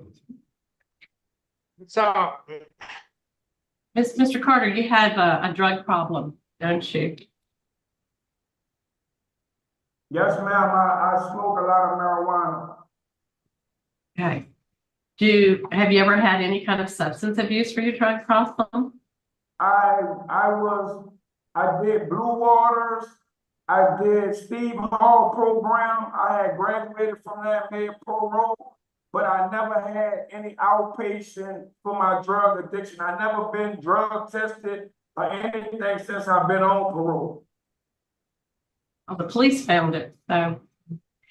I don't think I have any further questions. Mr. Carter, it boils down to you have to comply with the conditions. Sit back, please. I can't see you. Yes, ma'am. It boils down to you have to comply with those conditions. Illegal behavior or unauthorized behavior is a violation. Okay? Yes, ma'am. You were in Texas. You do not have an interstate compact that is active, signed by both states and accepted. That's absconding. Okay.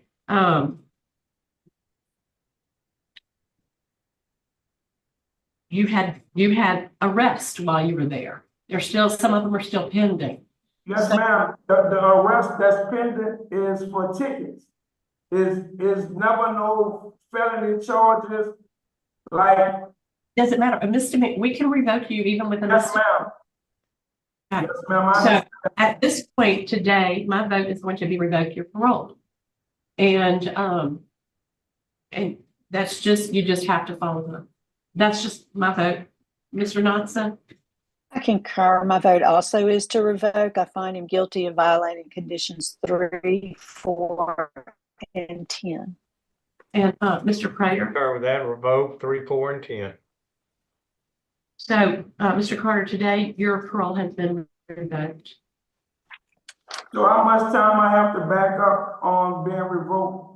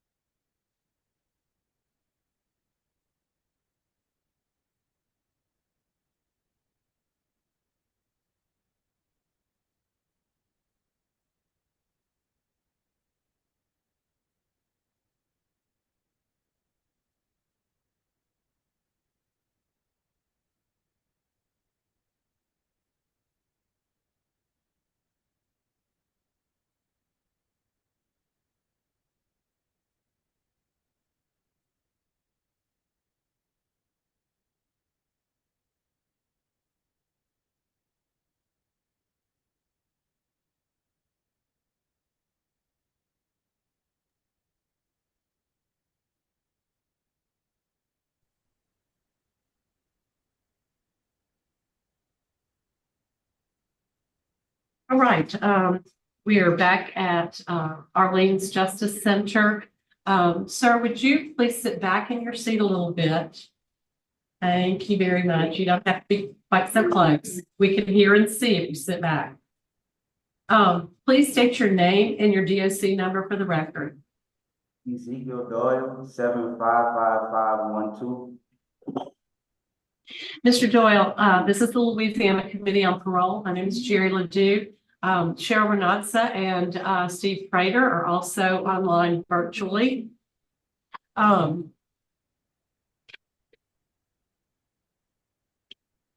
I see someone else joined us.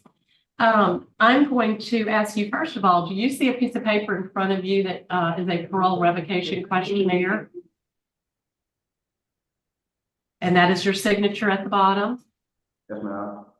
So that indicates that you are not eligible for appointed counsel. Did you hire an attorney for today? Yes. Oh, just 1 moment. So we do have appointed counsel. We do have appointed counsel. And sir, would you introduce yourself, please? Yes, good morning. Jacob McCarty from the Orleans Public Defender's Office. Yes, Mr. McCarty, feel free to assist your client at any time that he may need.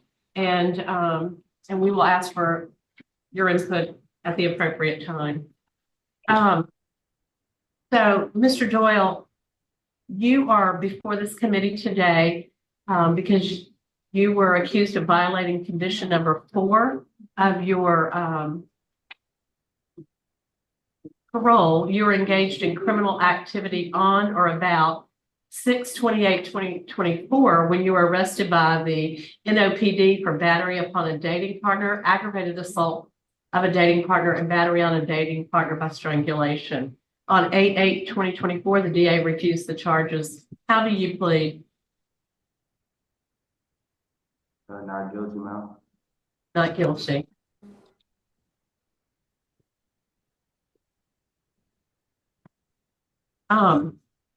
Mr. Doyle, would you like to answer questions now by Ms. Renatza? Good morning, Mr. Doyle. I would like to hear from Mr. McCarthy, but first I'd like for you to tell us what happened, let's see, in October of 23. Why were you arrested? Let's say it that way. Maybe that'll. Sorry, if I could just clarify, Mr. Doyle wasn't arrested in October. He was arrested later in June on the warrant. So Okay, yes. in case there's any confusion there, Ezekiel. Thank you. Thank you. Go ahead, Ezekiel. Tell us what happened. We have actually got into a argument that got out of hand.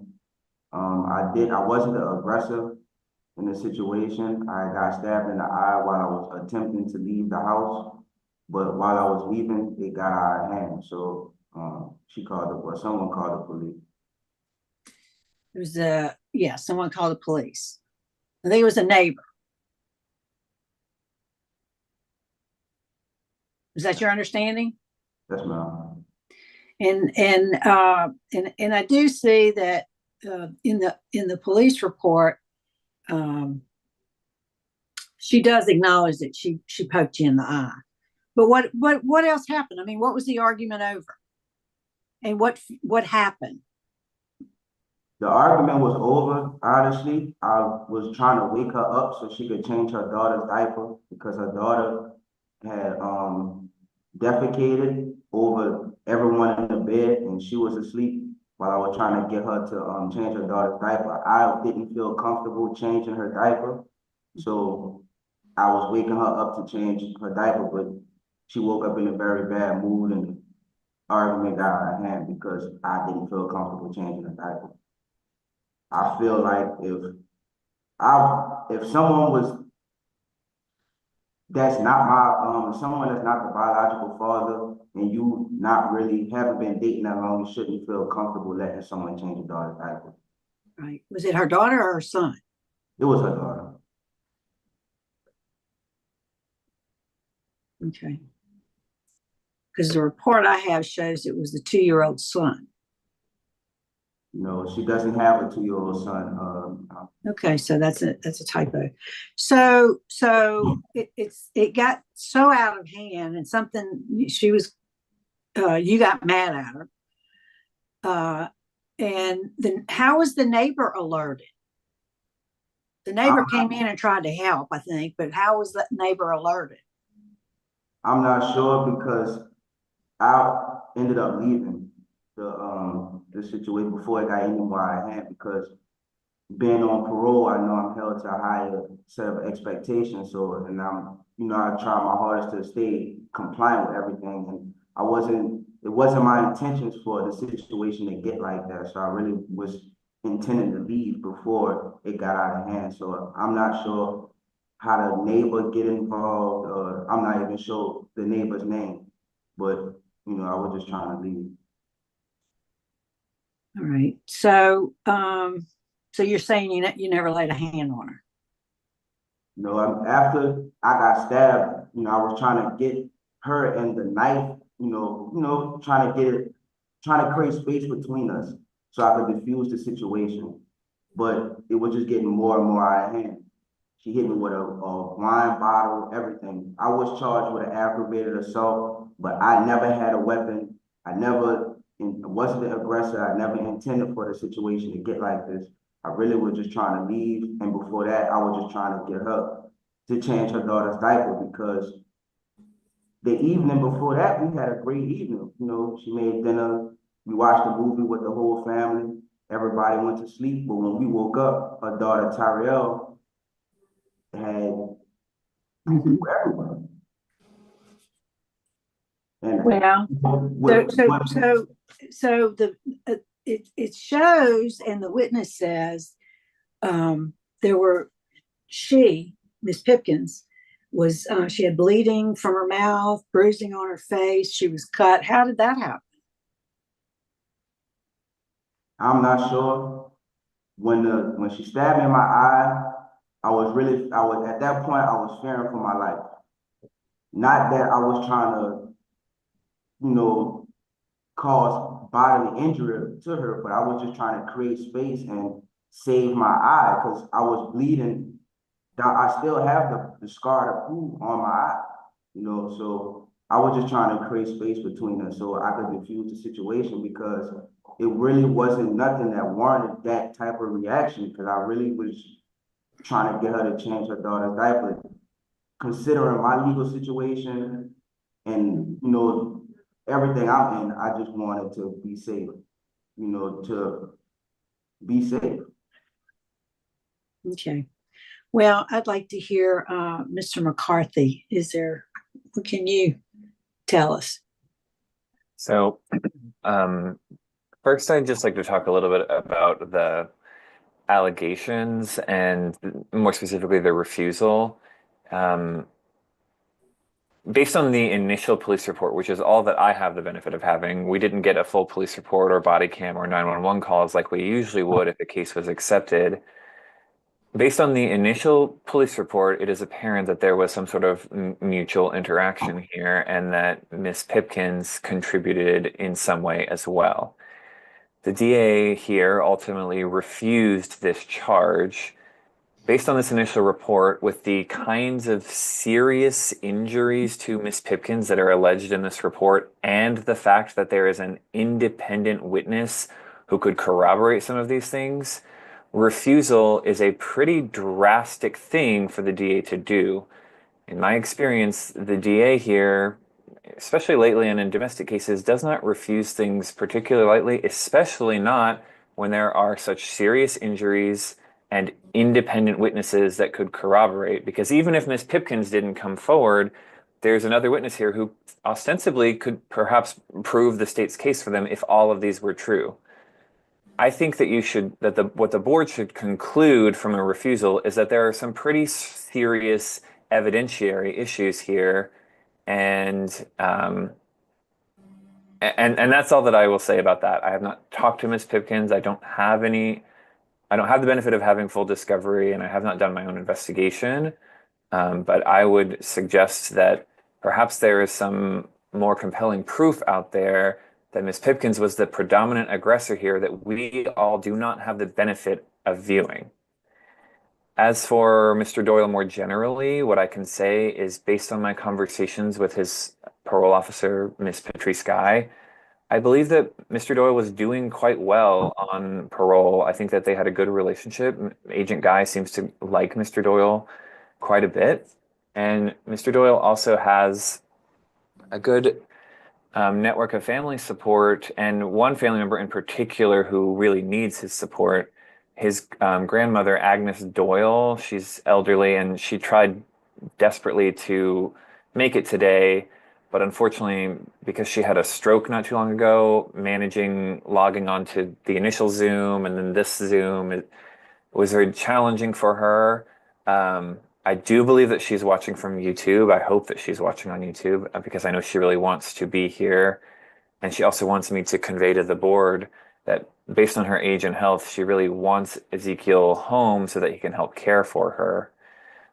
So on that score, Mr. Doyle has a place that he can go where Precious Pipkins is not there. And as he expressed to you himself, he understands that as a parolee, he's held to a higher standard. He can't be in situations where he's getting into any kind of trouble, even if it's not even if it doesn't result in a conviction.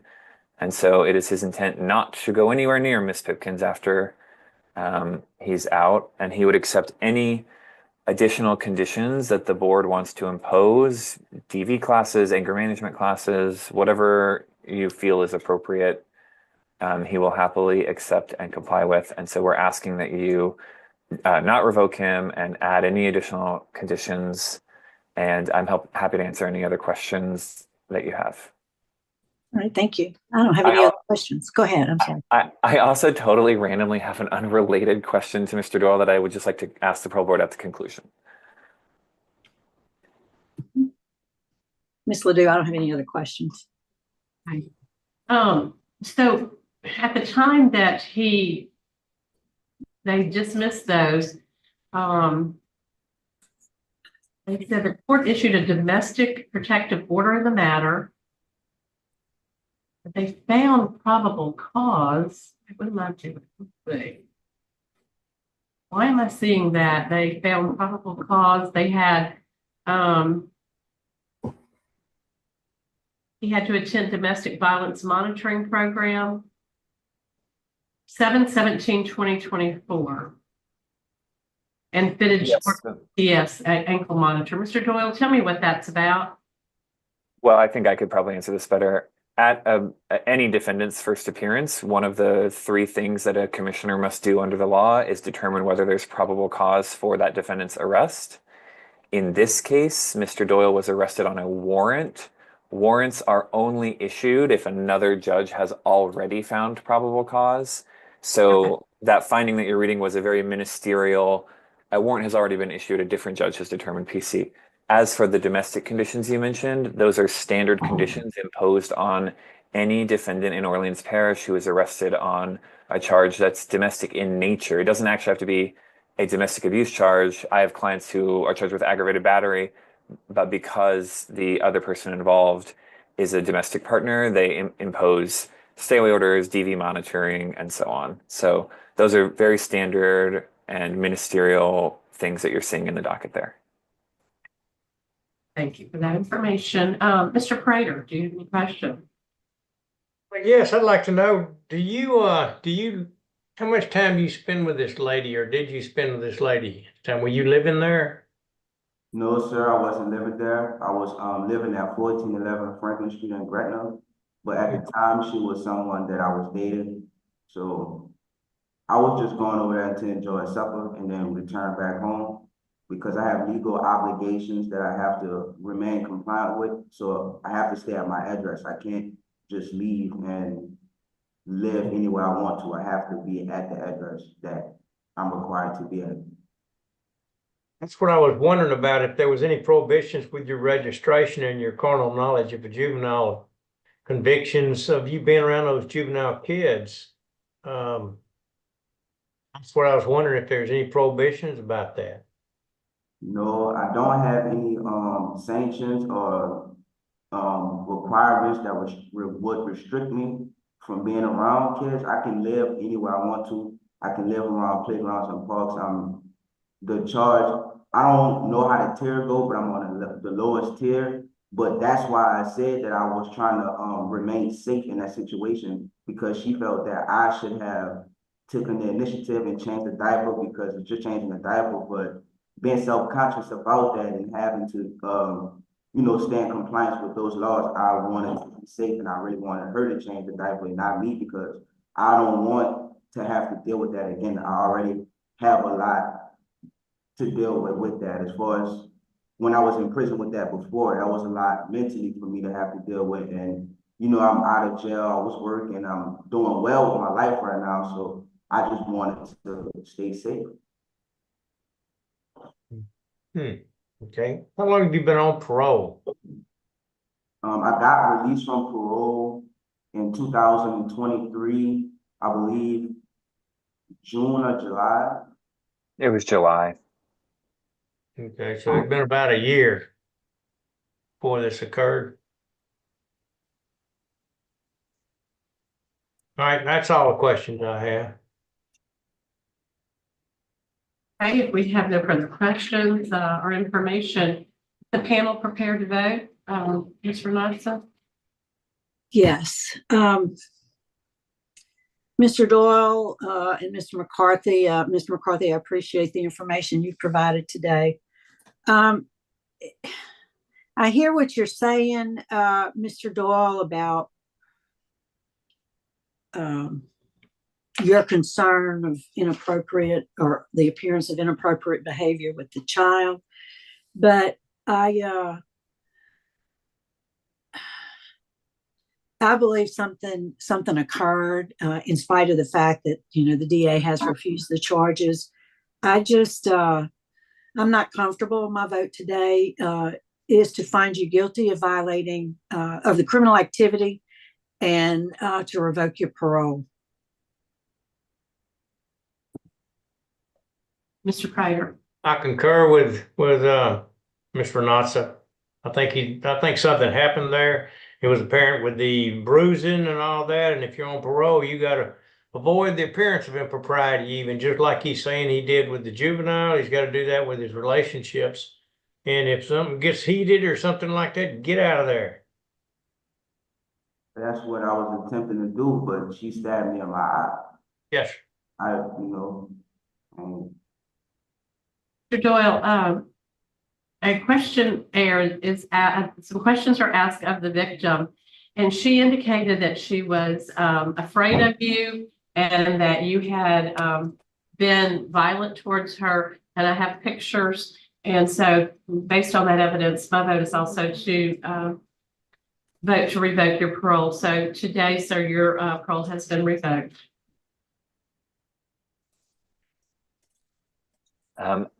as I mentioned, I had a quick question for the board. I have a different client with a interstate parole issue, and I'm wondering if there's anyone at the board that I could talk to about interstate. We'll reach out to you directly. Thank you. This isn't the place for this. Thank you.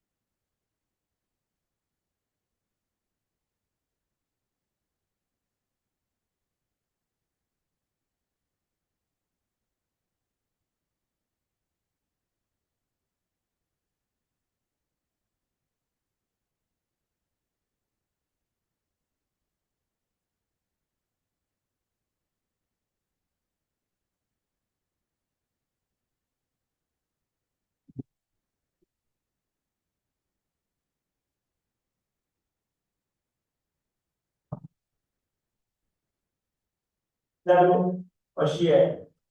Where's Smith? I got the answer, 72.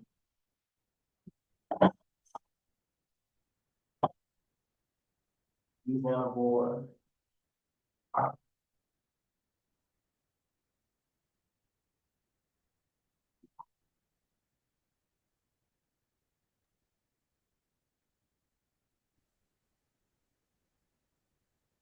All right, this is our last offender at Orleans. Sir, this is the Louisiana Committee on Parole. My name is Jerry Ledoux. Two of our members are serving virtually today, Ms. Cheryl Renutz and Mr. Steve Prater. Would you please state your name and your DOC number for the record? Derrick Allen, 607-508. Okay, Mr. Allen, do you have a piece of paper showing, it's called a parole revocation questionnaire? And it has whether you can read or write, if you've had treatment for mental health in the last 5 years. Yes, ma'am. And that's your signature. By signing that, it indicates that you're not eligible for appointed counsel, an attorney. Do you have a paid attorney? Well, I had a paid attorney, and he told me he was gonna represent me, Jim Williams. But when it came time for the board meeting, he asked for some money that I couldn't reach. He asked for $2,000, and I asked him like, why he didn't tell me ahead of time? And he like, you know, he told my people no, but he didn't. So he didn't want to show up. Okay, so you don't have a paid attorney either. Mm-hmm. Okay, so Mr. Allen, I'm going to read some information. Some violations have been alleged against you for your parole conditions. And when I read those, then I'm going to need you to enter a plea of guilty, not guilty, or guilty with a statement. Number 4 indicates you were arrested 8/15/2023 under New Orleans Police Department for illegal carrying of a weapon, possession of a firearm by a convicted felon, illegal carrying of a weapon with a controlled dangerous substance. How do you plead? I plead guilty with a statement. Okay.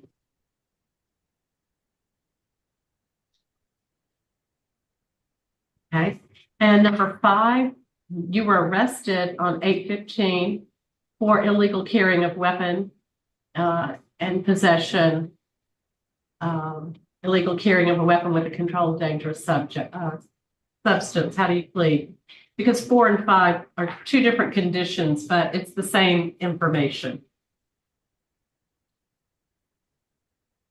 You're not supposed to have a gun, and you did legal activity, so it's 2 different conditions. Well, I didn't have nothing, but what they say I had, I'm gonna say guilty with a statement because I won't be able to tell my side. All right. As you can see, my choices was beat. Okay. And so number 10, you are in arrears $149 in supervision fees. Guilty, not guilty, guilty with a statement. Not guilty because I paid my father's fees. As you can see, I paid my father's fees August 9th before I came to jail, August 15th. So I paid my father's fees. Okay. Mr. Allen, you don't have anybody here on your behalf or opposed. I'm going to be asking you some questions. First of all, I want you to know that I watched the entire body cam of your arrest. Yes, ma'am. And your behavior after. Were you impaired at the time of your arrest? Excuse me? Were you impaired? Were you on drugs? Were you doing drugs the day that you were arrested? No, ma'am. Okay.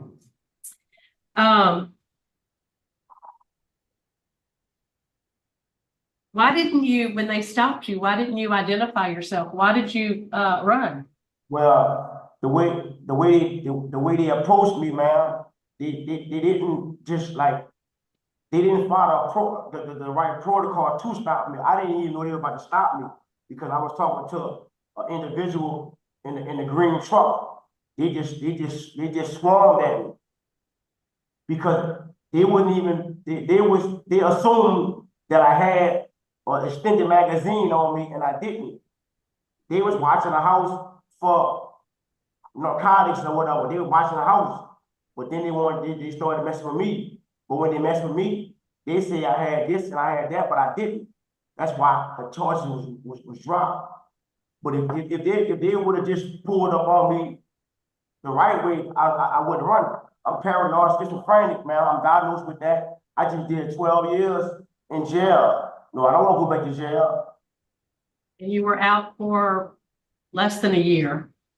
2 weeks from a year, less than a year. Okay. And you served, you were serving for manslaughter, is that correct? Yes, ma'am. So I watched the body cam. I saw the gun in the car. How do you get around that? Whether they prosecuted you or not, how do you get around the fact that was identified as your car and there's a gun in it? That is not my gun. You read the parole conditions? Have you read parole conditions? Excuse me? Have you read your parole conditions? Yes, ma'am. Yes, ma'am, I did. You have. What do you know what it says? I can't be around no guns or no legal activities and no drugs, no casinos and bars. All right, man. Your name, can I pronounce your name? Jerry? How you pronounce your name? You will call me Miss Ledoux. Miss Ledoux. All right. Miss Ledoux. I went to jail August 15th, Miss Ledoux, 2023. All right. Today is October 15, 2024. My charges been beat, want to say 3 to 4 months ago. All right. All right, I'm gonna say I'm guilty. I'm guilty on everything, but like today, why we can't focus on today? I have completed, I have done health. I have completed programs just right here sitting right here in Orleans Parish. I have completed programs. I have helped guys. Is you familiar with Sister Hart? So I'm okay. You've been doing that since you've been in. Yes, ma'am. I am part of I helped start a cohort. You familiar with DRC? Yes, I am. I have helped present a cohort with deinstitutionalized on, and as helping people to understand the better version of themselves. And I'm a part of that. My name on this. Like I have been doing a lot. Like I have changed. I'm not the same person in that video, and it's like nobody asked those type of questions. I've been down 14 months. I just been. So your full-time date is in 2025. Yes, ma'am. Okay. So the fact that you had in possession of a gun is a parole violation. Okay. I'm going to ask my colleagues if they have any questions. Mr. Renata? Mr. Prater? No.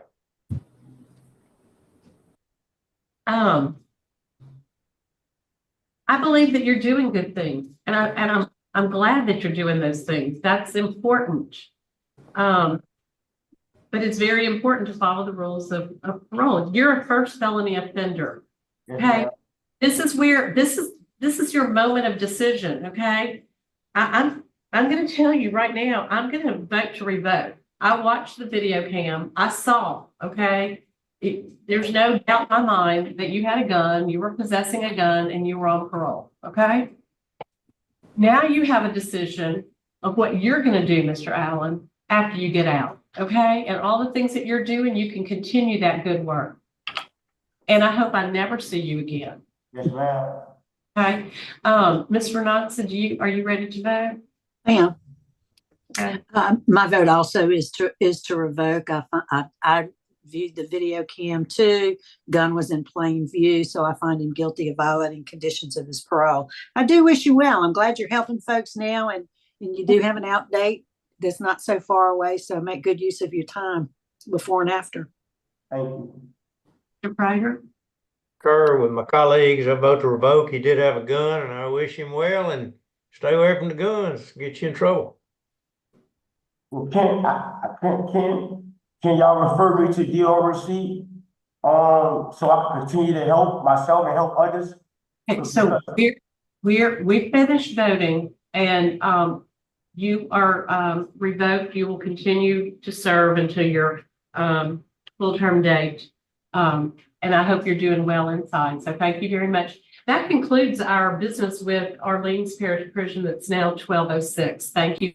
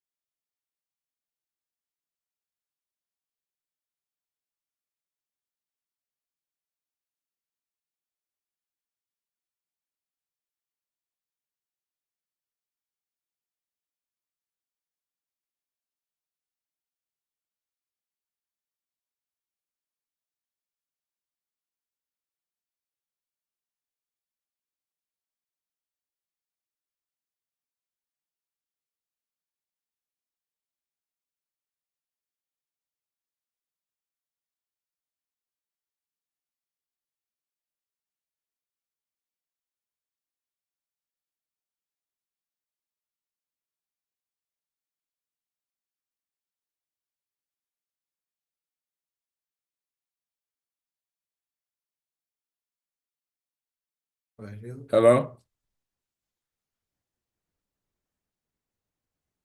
I'm here.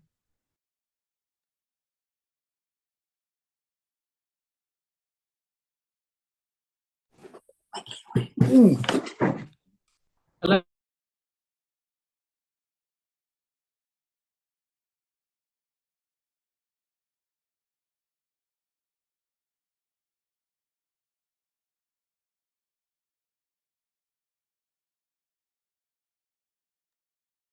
Yeah. After you hear that. Yes.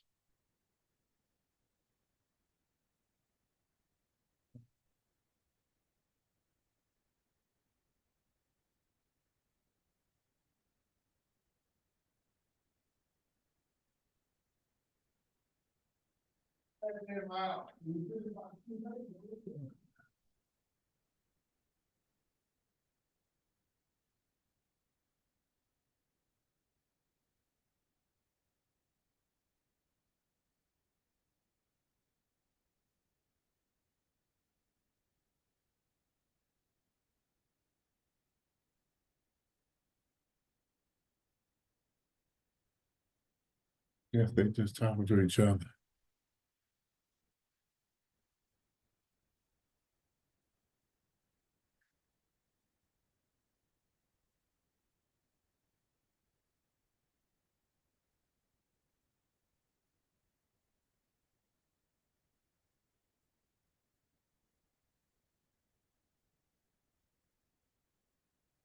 Yeah, homemade.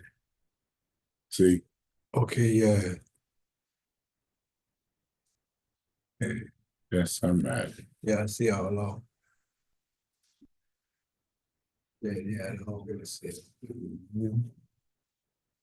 System.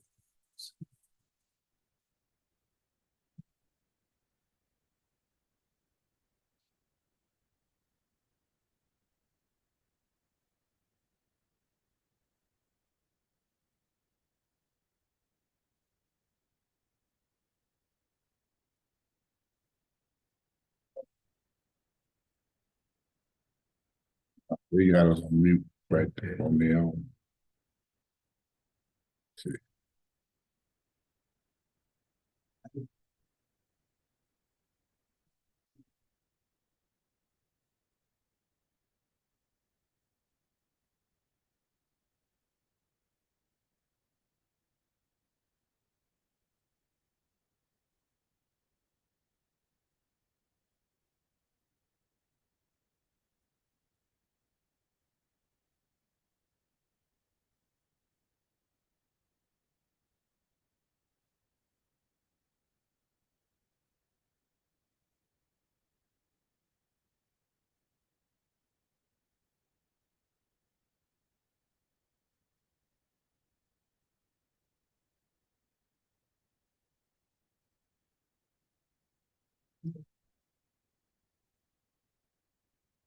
That's it.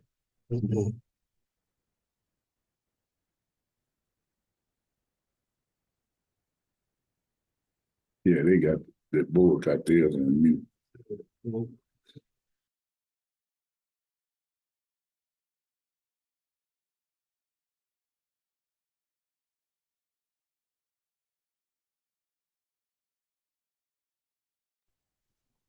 Good afternoon. Hello? You've been. They're still on mute.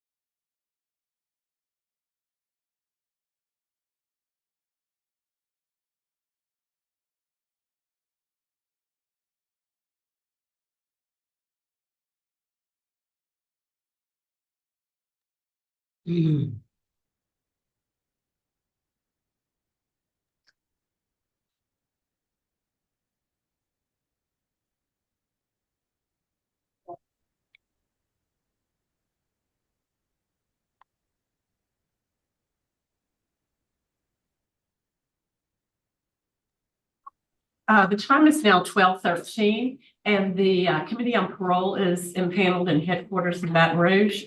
Today I'm serving as chairman. My name is Jerry Ledoux. Virtually is Cheryl Renatza and Mr. Steve Prater. We are hearing offenders at Morehouse Parish Jail. With the staff at Morehouse, please introduce yourself. Yes, ma'am. This is Sergeant Neptune at Morehouse Parish Detention Center, Thank you, sir. along with Anthony Bowman. All right. Mr. Bowman, would you give us your DOC number? 11209. 112009, Yes, correct? ma'am. Yes, ma'am.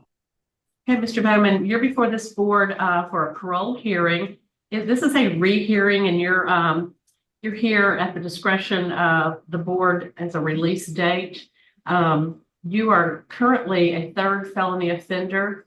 You're serving a 12-year sentence from purse snatching. You were on parole for a manslaughter charge and were released for supervision and received a purse snatching conviction. Yes, ma'am. That's why you have discretion of the board. You have a good time date of July 22nd, 2027, and a full term date of August 21st, 2027. Is all that information correct according to your understanding? Yes, ma'am. Okay. We're going to hear from some of the people here in support of you, but first of all, I'd like to ask you, why do you think we should give you parole? Why are you here today? And you've been heard once. Yes, ma'am. What's changed? What's changed, and why should we release you? I've dropped the ball once, ma'am, and I've asked God to forgive me for the things I have done and repented. I'm more aware now that I'm about to be 60 years old and I'm washed up. If it don't be for God keeping me. I got some things I got to do with some of my grandkids and the younger ones to speak at their events. And I have some people working for me to go speak at the youth that I've been practicing, asking God to give me more power on. And I'll be aware now that I've got enough of the jail situation. I've just about all my life in prison. And my folks are getting older, I'm getting older. And I'm just about fed up with it, man. I mean, I got enough of it. I'm broken. And I appreciate it to the fullest, to the utmost, if y'all give me another break and release me, because like I've stated, it's not meant to be the things that I have done. It wasn't by choice. I'm very sorry. I've asked God to forgive me. He's forgiven me, and I repented of my sins. And I just want to go do better and continue the little life that I have left over. I'll be 60 in a couple of weeks if it's God's will to keep me this long, but I'm through. Yeah, well, you're younger than I am, so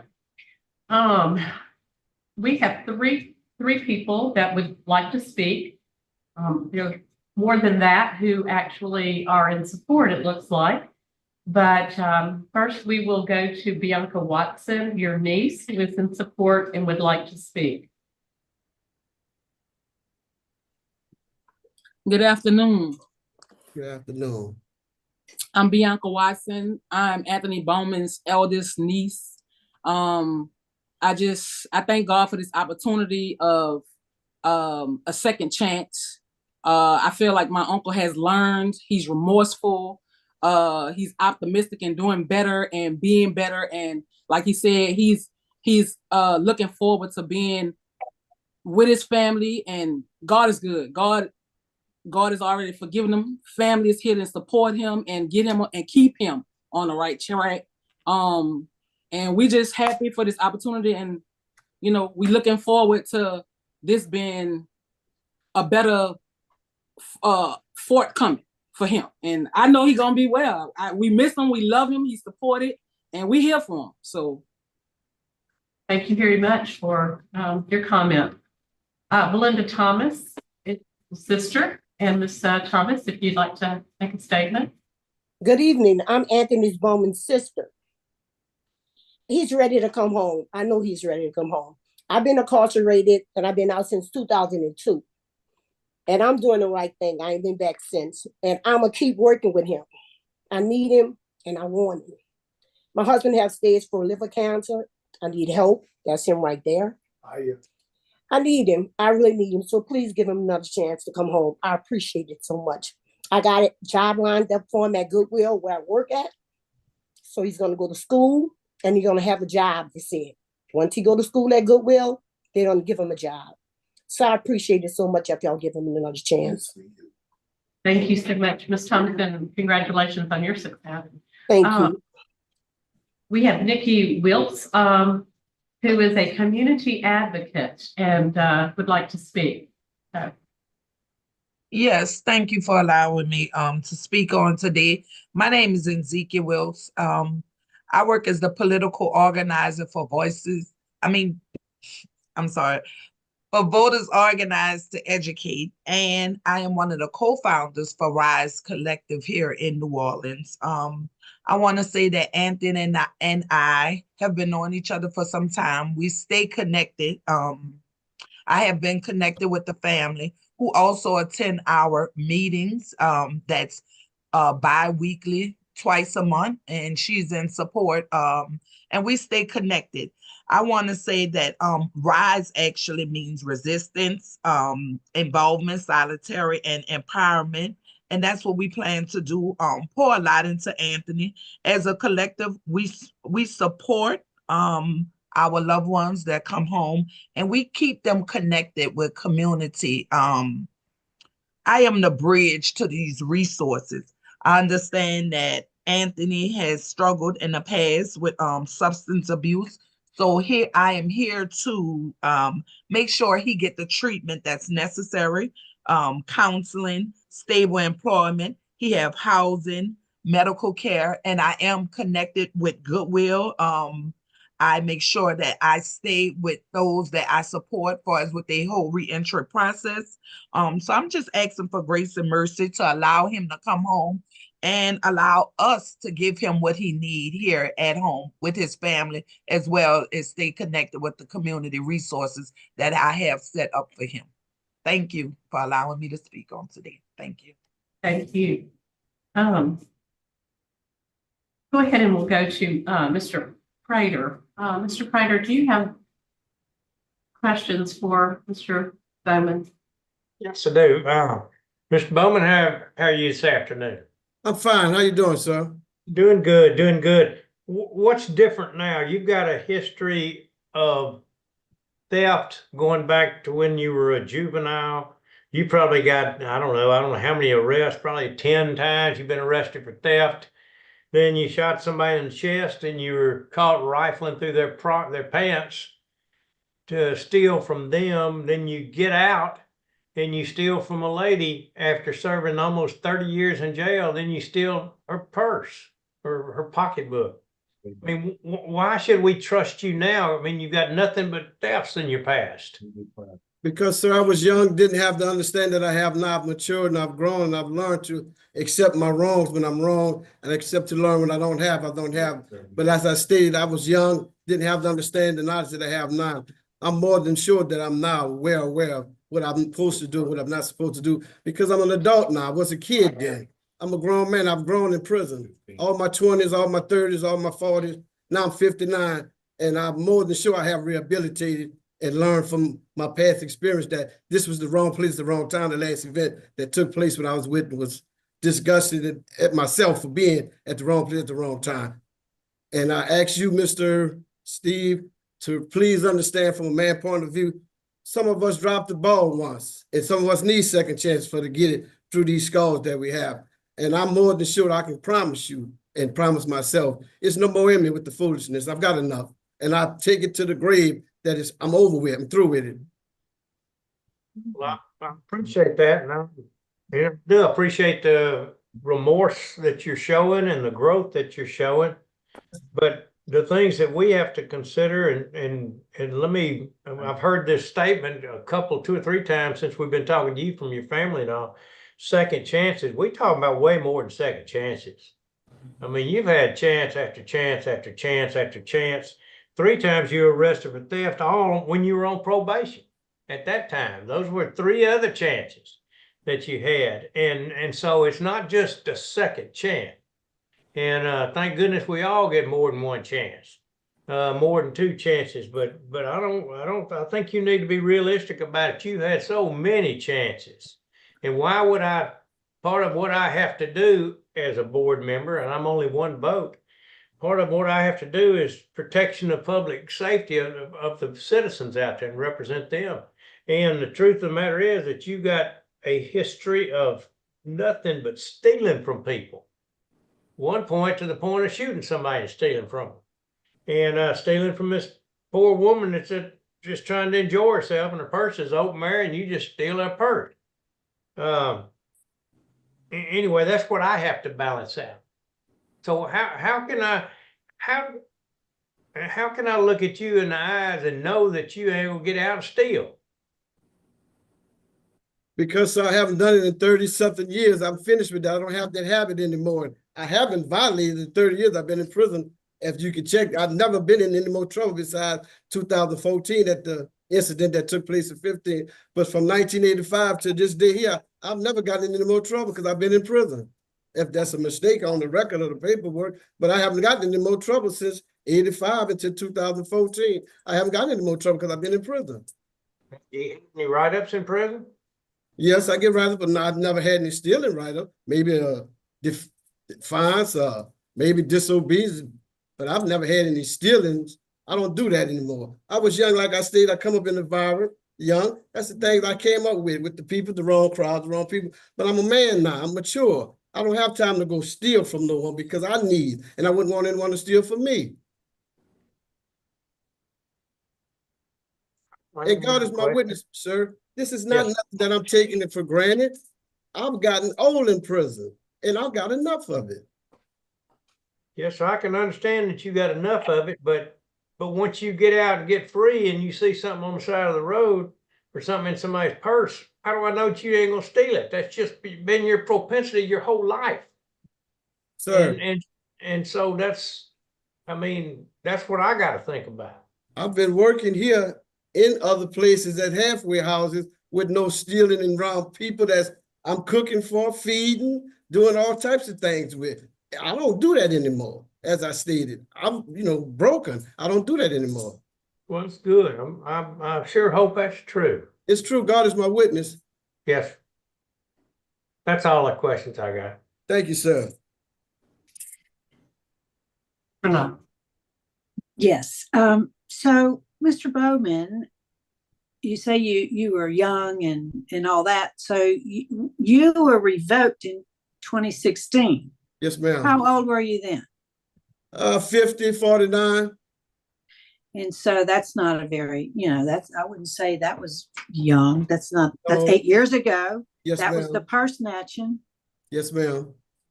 Now, you appeared before a parole panel in January of 22, and I was on that panel. You were denied. Yes, ma'am. And the note I made at that time was that you need more I was at that time noted that you were not successful on probation and that you needed more programs. So tell me, since 2022, what programs have you taken? I've taken substance abuse here for part-time. I've had my job fair, the certificate I got the place here doesn't have any classes because they're just picking up from the pandemic. They didn't have any workers. But if you look from 2014 back, I got just about every certificate DOC has to offer from RCC, DCI, and Angola. Where this LaSalle management program, I've been at Morehouse since 2019. They didn't have anyone working from the pandemic here. They only have one lady now. She put me in 2 of the classes that I've gotten certificate and graduated for. They have a list of people that's backlogged for one class here. That's why it's not much. What is that class? I've graduated from the job scale, and I've been in the IFC class, high set, learn how to use computers. Do you have your high set? No, ma'am, I've been through the classes, but I've got the certificate for the job skill. So you haven't taken the test for the high set? No, it's every so often that the lady come from. Right, I understand that. I get it.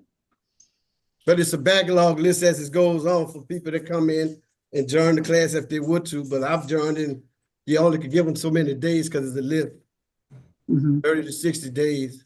All right, well, I just have some of the same concerns as Mr. Prater, for sure. I don't have any other questions. Thank you. Yes, ma'am.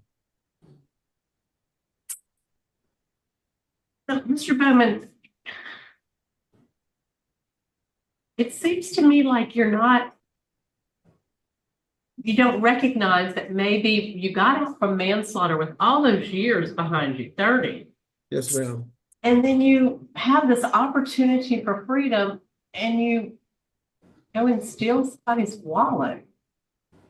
Maybe it doesn't, you don't understand how important that is for someone. That's their identity. That's their personal property. And you're in a different state. Yes, ma'am. And she doesn't have any of that now. Excuse me, I didn't hear you, ma'am.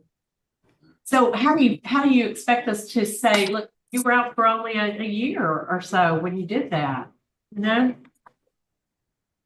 You were only out a very short time when you committed that purse snatching. It wasn't a year. Did you think I would have wanted to do that or be involved with someone to do that if it was my choice? No, ma'am. After going 30 flat years, do you think I have that much stupidity just to go do that at such a drastic moment? I hadn't been home 11 months, ma'am. Well, who did it then? You didn't do it? Yes, I did it with the guy that I was with. But it wasn't like I stole a wallet. The wallet was fixing to drop, and the guy who was with me picked it up. We picked it up together. When we walked off, they arrested us. That's how that went. But I was a part of it, and I'm not taking the blame, saying I didn't do it. I'm guilty of that. I asked God to forgive me, and He has, and I repented of it. But it's not nothing I went searching for, ma'am. I will just say this, and it's being nitpicky, but you were in a bar. You're not even supposed to be in a bar if you're on probation. Okay. I mean, there's rules for a reason. Okay. If you're in a bar, then that's some of the things that can happen. At this time, Mr. Prater, are you prepared to vote? Yeah. Okay. Mr. Bowman, I'm going to have to vote to deny. I believe that you have shown nothing but the fact that you got such a history of being a thief that it's hard to trust you. And then when you do get caught and you get out on probation or parole, or whichever the case may be, you've got a history of violating those and not taking those serious. So you got a good time, or excuse me, a full-time day coming up in a year and a half or something like that, or a short time. And so my vote for now is to continue to deny your parole. Mr. Bowman, I made the note last time too that you didn't really accept, or you weren't very forthcoming about the person action, and I don't think you are again today. I mean, they have you on video, so you do admit that you did it, but you not really accept. You say you were forced into it, so to speak. It's about choices you make, your decisions. There is law enforcement opposition that's been expressed. My vote today is going to be to deny your parole for those reasons. My vote is also to deny, Mr. Bowman. Thank you. Thank you so much. We hope that you continue to do well. That concludes our business there at Morehouse. Time is now 12:31.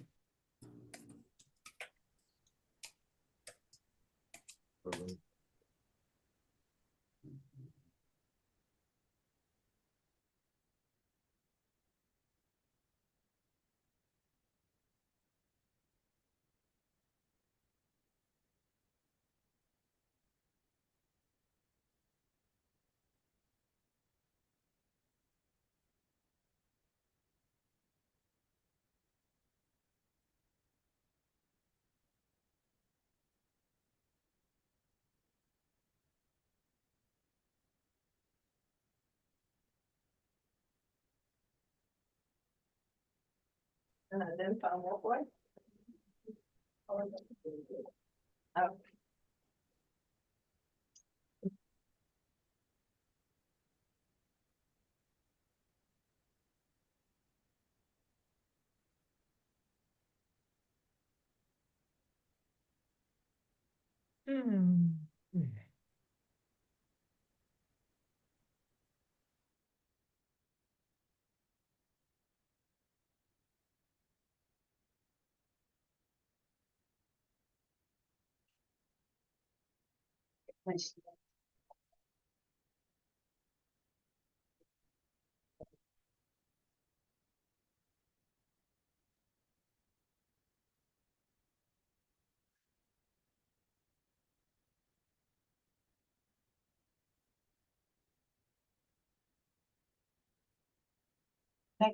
Oh, well, off camera.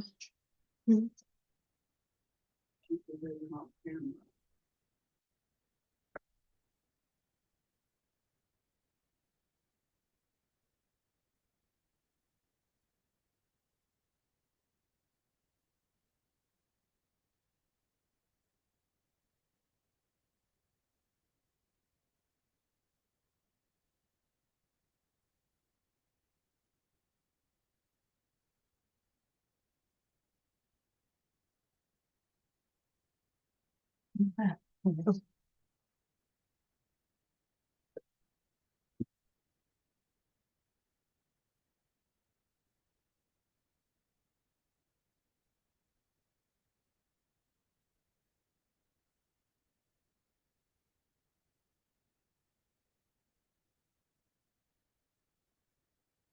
you see us now?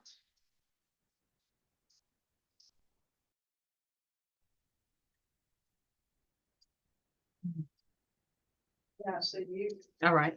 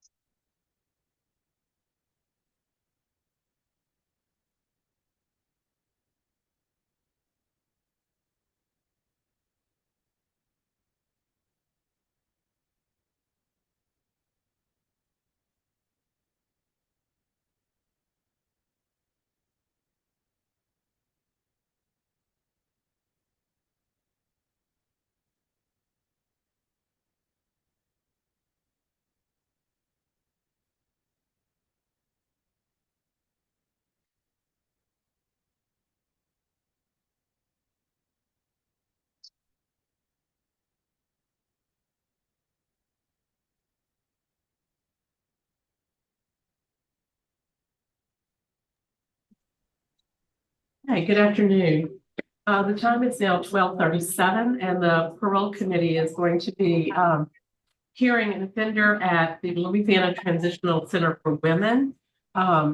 Today, who do we have on staff there at the LTCW? Yes, ma'am. I'm Kay Kaiser, facilitator. Okay, thank you for being with us today. We are going to be hearing Ms. Chapman. Would you please introduce yourself and give us your DOC number? Jennifer Chapman, 768466. Okay. Ms. Chapman, I'm Jerry Ledoux. Also on panel today virtually is Mrs. Renatza and Mr. Prater. I'm going to read some information from the file, and then I'm going to, we'll be asking you some questions. Ms. Chapman, we find that you're a first-class offender. You're currently serving a 7-year sentence. You're a rehear. You had a parole eligibility date, November 3rd, 2022, at which time you were denied. You're not eligible for a good time date, and you have a full-term date of 7/3/2027. Does that sound correct? Yes, ma'am. Okay.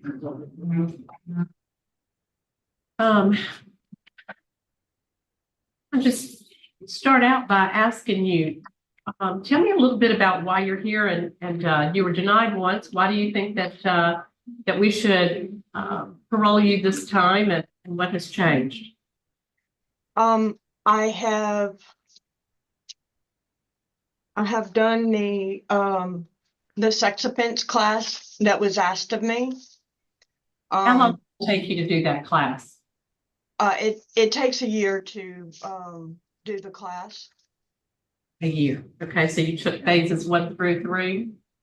Mm-hmm. Okay. Go ahead. What else? Okay. I've also obtained 120 Bible certificates, so I'm not, just laying around doing nothing with my time. I'm trying to better myself. I'm also in GED. Currently, my cataracts has interfered with me completing it, but I have not quit. I'm in high set, which is the highest before you get your GED.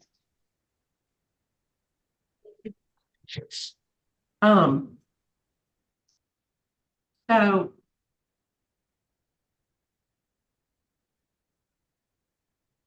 why were you denied the first time? I had not completed any classes, and my daughter,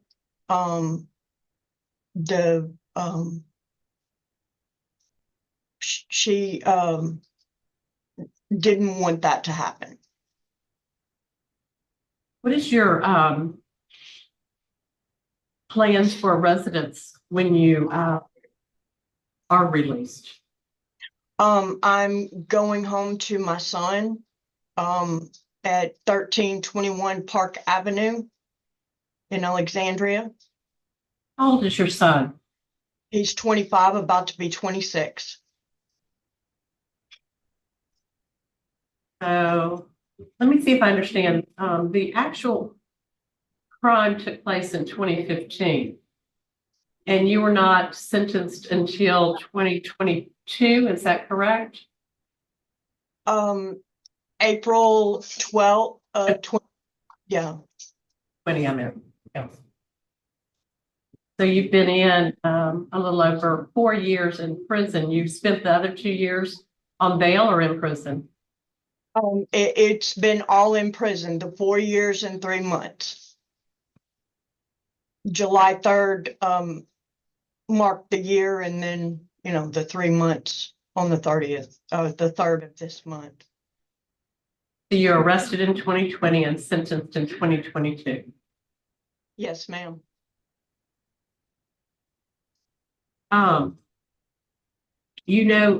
There is law enforcement opposition to your release as well. Yes, ma'am, I'm aware. Your co-defendant is no longer alive, is that correct? That is correct. He has passed away since being in prison. Hey, how many counts were you actually charged with? You mean before they dropped it? Yes. 7 counts. And how many were you sentenced for? Indecency. They dropped the charge to indecency was a juvenile. So they dismissed 6 charges? Yes. So you pled down. Today we do have someone in opposition. It is your victim. And we would like to go to her at this time for a statement.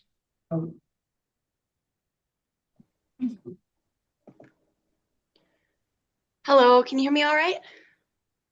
Yes. Perfect. All right, well, first of all, I would like to say thank you so much to the board for allowing me the opportunity to share my side of the story. So Jennifer is talking about the classes that she's completing and the courses that she's going through, the Bible certificates. But while she's doing that to show off, to look good, I recently got my hands on a couple letters that she wrote to Joseph while she was in prison. I would like to share parts of 2 of those letters today. So this was dated March 9th, 2023, after her last parole, when she was crying out how sorry she was. She said, "When I talked to a family member, she said she had no sympathy for me because she thinks I was mean to our kids. Is that true? Do you think I was mean to them?" Another letter that she wrote to Joseph this year, dated March 28th, 2024. She says, "As we get ready to enter the lion's den, Jesus will carry us in the courtroom. We are his children. He will help us through whatever happens. Paul tells us he counts it a blessing when he suffered, and I see his blessing in so many things." Whenever I first read these letters, I was absolutely floored. Jennifer believes that she will be rewarded for having to endure the punishment of her crimes. While she looks forward to heavenly treasures, me and my siblings are forced to pick up the broken pieces of our shattered childhood. I knew that she was so young. She was just a child when she met Joseph, and I had sympathy in my heart for her because of that. But every day I keep uncovering more and more of the truth, and she proves that she is incapable of human decency and not worth my mercy. This year, I got a call on my birthday letting me know that she told one of my siblings, my little brother, that it was his fault she was in prison. Ever since that day, he has been spiraling into a hole of self-harm and suicide attempts. If she can't even handle being human over the phone, how can she be trusted with freedom? I should be at work right now. But instead of that, I had to go to my boss and ask for the day off because the woman who should have loved me is a pedophile. If she really is as sorry as she says she is, she should stop making me carve time out of my life to attend her paroles. Please, parole board, I ask you, don't grant this abuser release from prison. Thank you. Thank you very much. Ms. Chapman,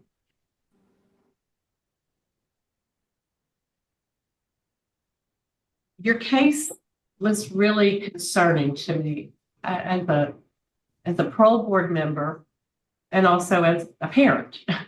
I understand that.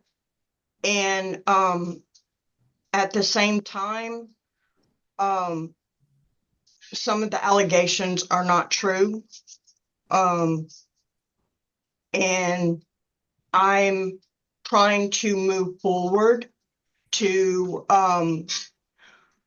not be stuck in the past, to be able to have the opportunity to prove that things are better now, that I am not just some person that deserves to be, stuck here for the rest of my life.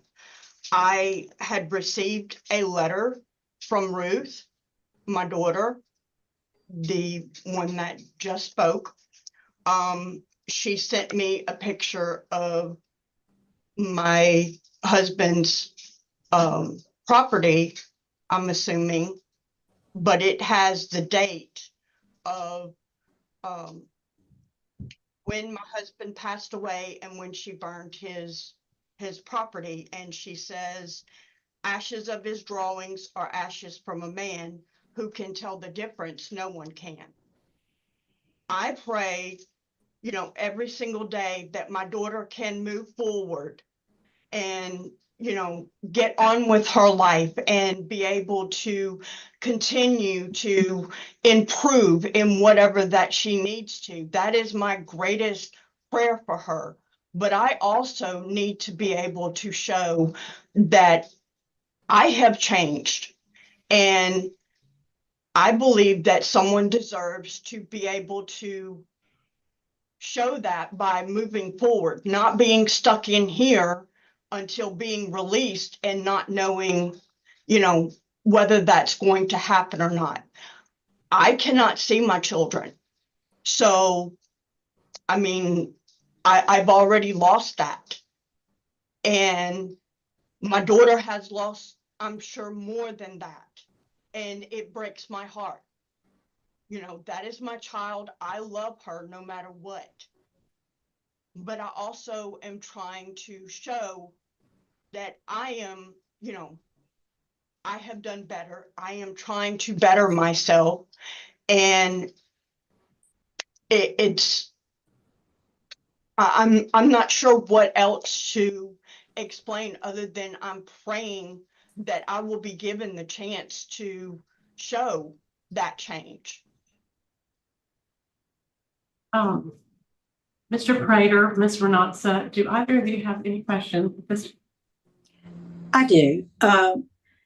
Ms. Chapman, I sat on your last parole panel, and I was one that suggested the sex offender treatment.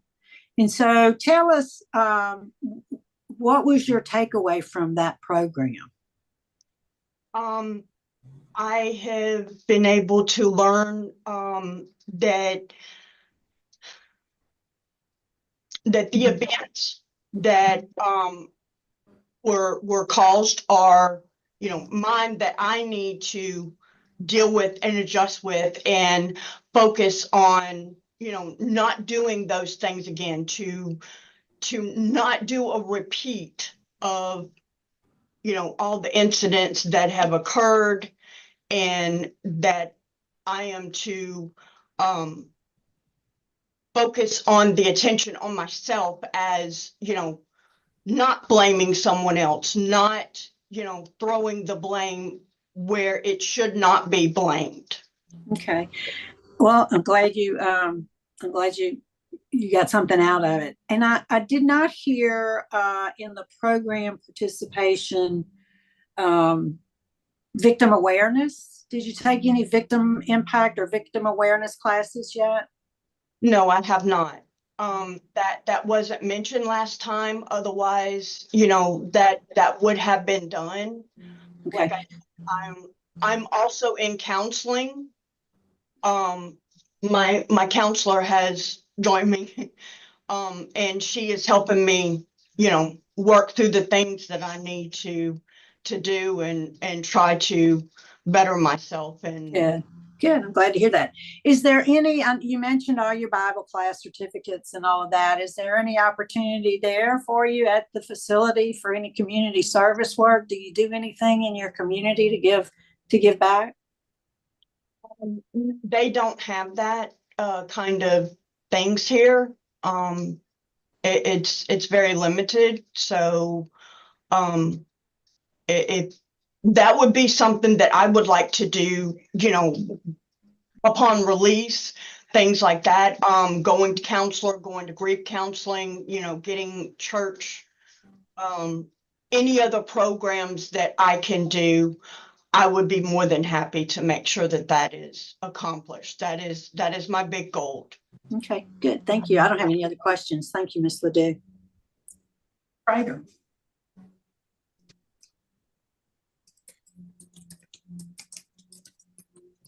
No questions. At this time, hearing nobody having more questions or anything else to say, I'm prepared to vote. Ms. Chapman, Mr. Nonsa spoke about victim awareness. And that is something that I would strongly encourage you to look into, because I'm not certain that you understand the impact of what you have done, you personally have done to cause the pain. I am very much aware of the situation. Okay. I understand it fully, but I also would like to take the classes, you know, to help me have more information in that. But yes. But at this point today, because of family safety issues and the opposition, my vote is to deny. Mr. Nonsa? Ms. Chapman, I appreciate that you took advantage of the opportunities in the sex offender treatment and that you're enrolled in counseling. Those are suggestions that were made last time. Although I can't put aside what Ruth has said. Ruth is strongly opposed to and has concern for her siblings. So based on the strong opposition that's been expressed by law enforcement, obvious victim opposition, and again, I believe there are also some family safety issues. My vote today is to deny you parole. And again, I do encourage you to seek out victim impact training. Mr. Price? To deny. I also believe that because of the victim opposition and because the nature and seriousness of the crime, that not enough time has been served, and that's what I'm basing my decision on. Thank you. Today, your request for parole has been denied. It is now 12:05, and the panel is going to be signing off from LCTW and also for the day. Thank you.